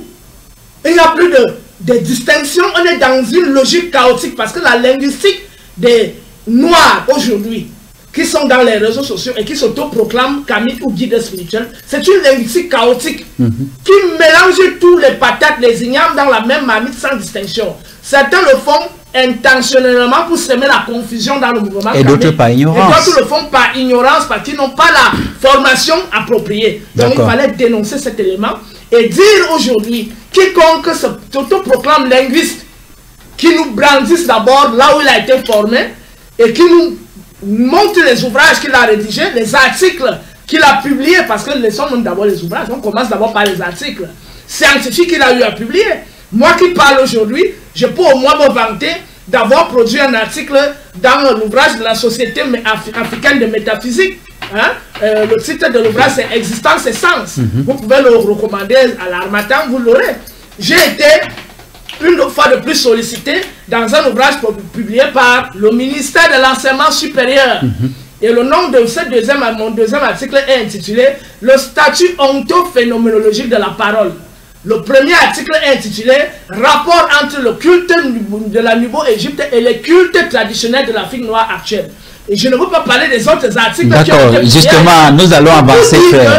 Votre crédibilité repose sur vos publications scientifiques et sur vos lieux de formation. Moi, je parle ma langue, je parle cette langue, je parle letton, couramment. Hein? Donc, je n'ai aucun complexe. Je vis au village, etc., etc. Donc, on va donc entrer immédiatement. Nous allons avancer. Et pour sortir justement de la linguistique, je vais une fois de plus envoyer les téléspectateurs lire l'ouvrage du professeur Théophile Obenga intitulé L'étude comparée des langues africaines et de l'égyptien ancien. Dans cet ouvrage, il ressort justement le pourcentage de similitudes qu'il y a entre les langues africaines et l'égyptien ancien. Il ressort également le pourcentage qu'il y a entre les langues sémitiques et l'égyptien ancien et les langues africaines. Et parmi les langues sémitiques, il y a le hébreu, l'araméen, le phénicien, l'acadien, il y a plein d'autres langues, les langues du Moyen-Orient, du Proche-Orient. Exactement. Donc il montre que le pourcentage de la proximité. Bon, il est vrai que l'Égypte est une civilisation méditerranéenne. Il peut y avoir des emprunts. Comme on peut retrouver dans le grec horoscope. Dans horoscope, on a Horus. Et scopos, qui est une expression grecque pour dire le parcours. Donc Horus parcourt la voie lactée. On peut retrouver des expressions comme que sais-je encore, rayonnement en français qui vient de ra, c'est-à-dire la lumière. On peut retrouver des expressions telles qu'en anglais thought, c'est-à-dire la pensée, c'est-à-dire le thought égyptien qui est le dieu de la pensée, de la sagesse et de la science. On peut retrouver quelques éléments, mais ce qu'on constate après une étude approfondie de ce qu'on appelle généralement les hiéroglyphes ou les médounétaires, c'est que les pharaons parlaient une langue bantoue. Parce que moi-même, dans mon article que j'ai cité, le premier article que j'ai cité, qui a été publié dans la Société africaine de métaphysique, j'ai établi le rapport entre les Égyptiens anciens et les langues phambétiques. Voilà. Donc, il y a beaucoup de travaux qui ont été faits dans ce sens et qui peuvent donc être... D'accord, nous allons avancer, frère. Nous sommes pratiquement à la fin de l'émission. Pour revenir au débat, justement, qu'en est-il de la méthodologie de recherche? Dans la méthodologie de recherche, on va aller très rapidement.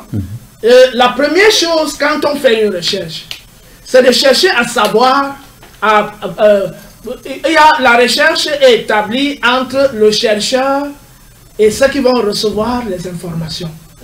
Lorsque moi je vais lire un auteur, je dois connaître d'abord la nature du chercheur.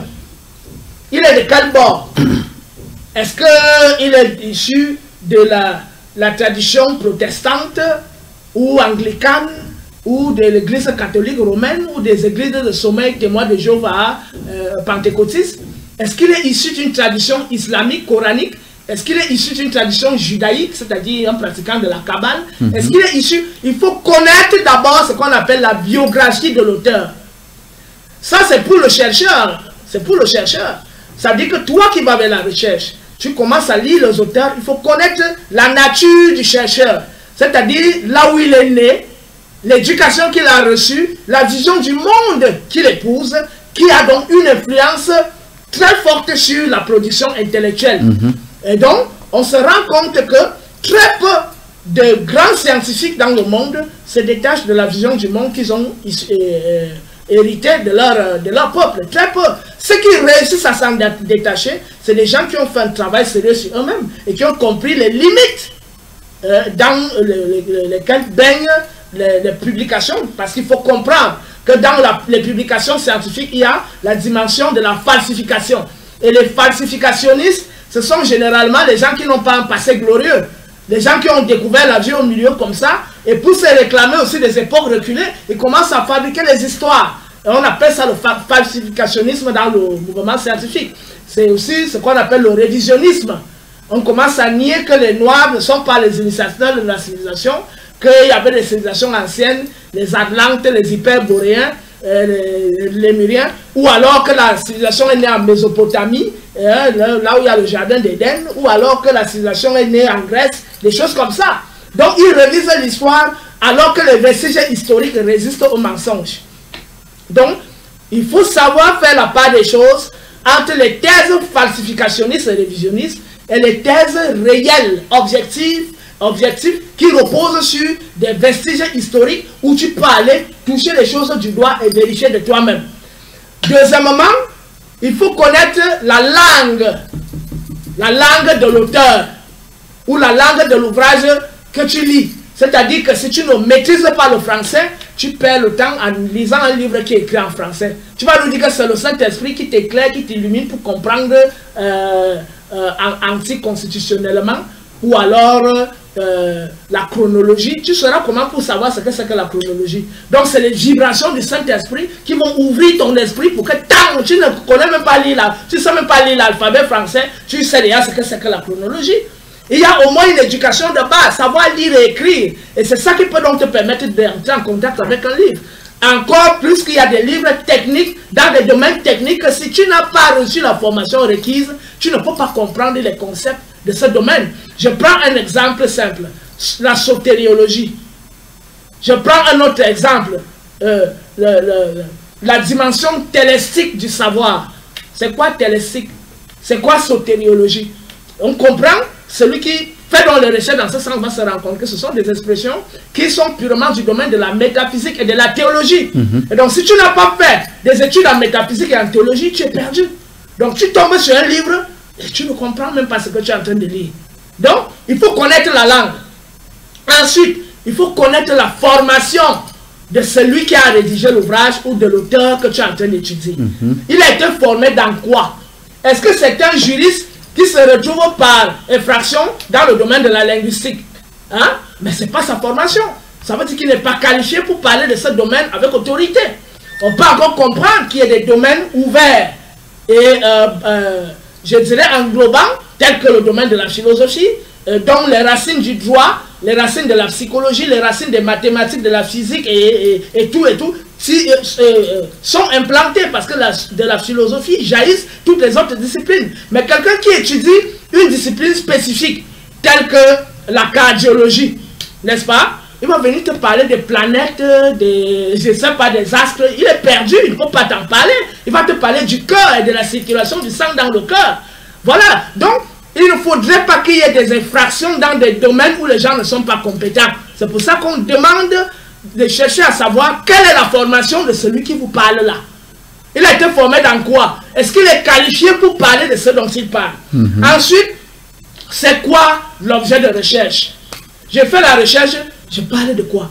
Je parle de l'homme, je parle de la terre, je parle de l'eau, je parle du peuple, je parle de la démocratie, je parle du franc CFA, l'objet d'étude. Tu ne peux pas faire la recherche sans connaître l'objet de l'étude. Ensuite, il y a ce qu'on appelle le facteur temps et espace. Dans le facteur temps et espace, nous avons l'histoire. Quand tu parles de la biologie, tu dois connaître l'histoire de la biologie. Quand tu parles des hiéroglyphes, tu dois connaître l'histoire des Médounétaires. Non seulement ce que Champollion a dit, mais ce que les Médounétaires, les textes égyptiens en disent. Et depuis quelle période ça a commencé à être rédigé? Il faut connaître l'alphabet, il faut savoir lire les Médounétaires. Et il faut connaître les langues négro-africaines pour mieux comprendre les Médounétaires. Donc il y a le volet histoire qui nous oblige à découvrir la science de la chose.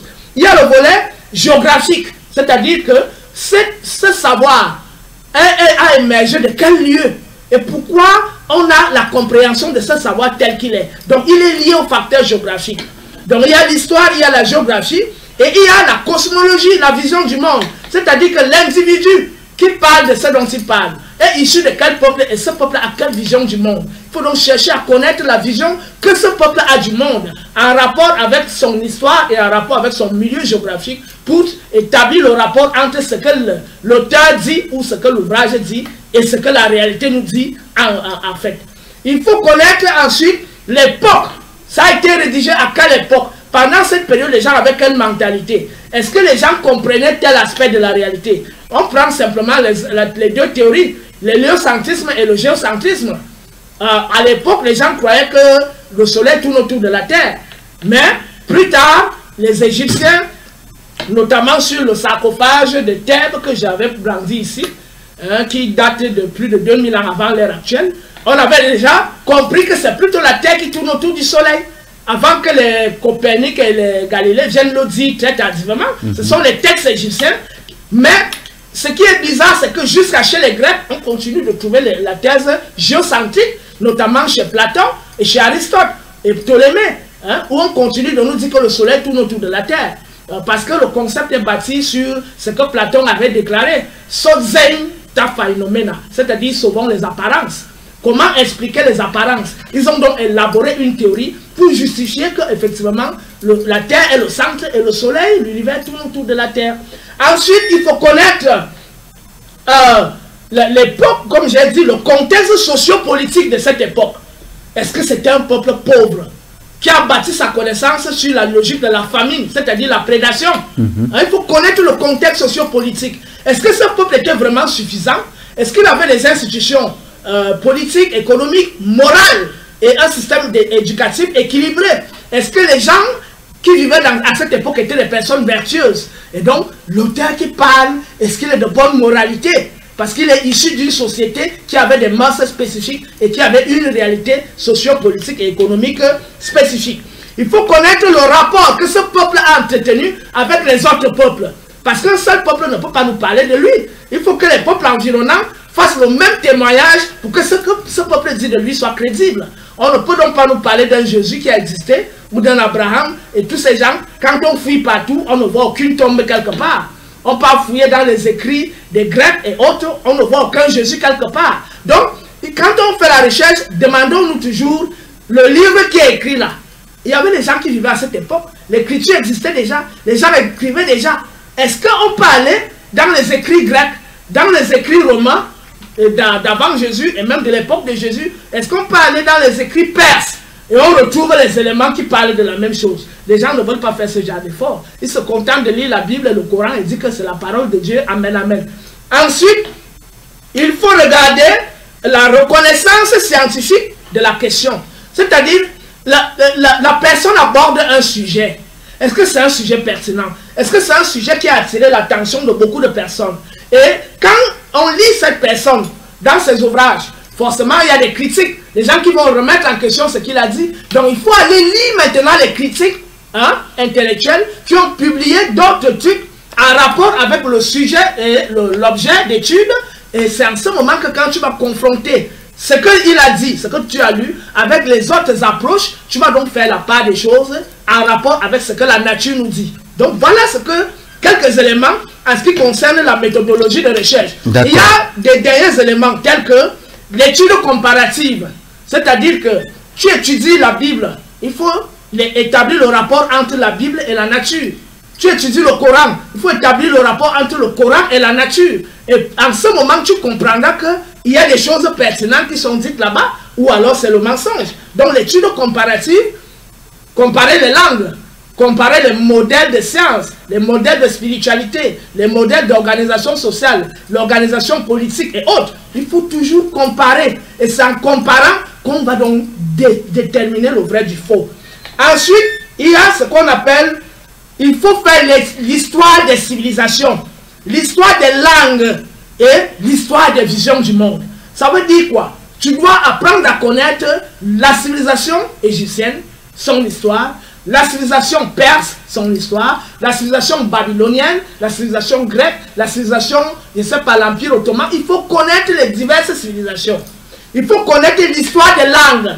Quelles sont les premières langues, les premières formes d'écriture? Les autres écritures qui en dérivent, est-ce qu'elles ont gardé la même essence ou alors est-ce qu'elles ont dénaturé les écritures de base? Il faut faire ces études-là. Il faut étudier les cosmologies. Rapidement, frère, bientôt on va sortir. Il faut étudier les visions du monde et il faut étudier la phénoménologie, la manière dont l'univers se présente à nous quotidiennement. À un certain moment, on doit sortir des livres pour entrer en contact avec le réel, avec la terre, l'eau, l'air, le feu, les étoiles, le soleil, la lune, les herbes, les arbres, les humains, les autres animaux. Il faut entrer en contact, c'est ça la phénoménologie. Étudier la réalité, le réel en lui-même, en dehors de ce que les livres en disent. Il faut étudier l'ontologie, ça c'est très compliqué, on ne va pas nous s'attarder dessus, c'est-à-dire l'être. Je n'ai pas dit l'être humain, hein. J'ai dit l'être avec grand E. Voilà. Il faut étudier la métaphysique, c'est-à-dire, et la physique aussi, c'est-à-dire les lois et les principes qui gouvernent l'univers. Les lois qui gouvernent la terre, les lois qui gouvernent l'eau, les lois qui gouvernent l'air, les planètes et tout ce qui existe.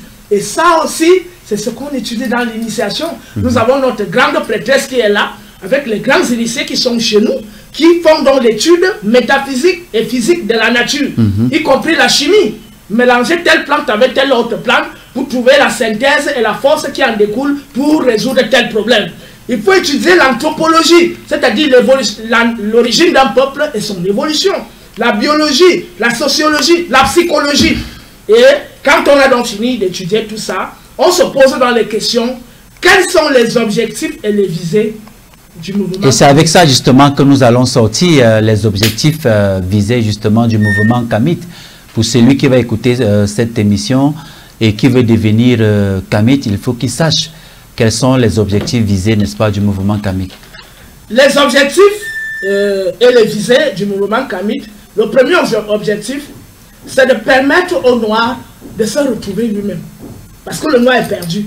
Il est perdu et dispersé dans tout ce qu'on lui raconte sur les autres peuples, sur les peuples élus de Dieu, sur les élus, les fils uniques de Dieu. Mais il ne sait rien de lui-même, rien de sa langue, rien de ses parents, rien de son village, rien de son histoire. Il ne connaît pas son histoire.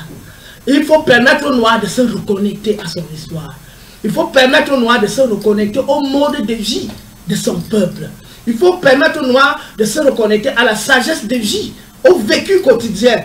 Comment la sagesse régule l'agir, le comportement, les pensées et les paroles, les rapports avec les autres.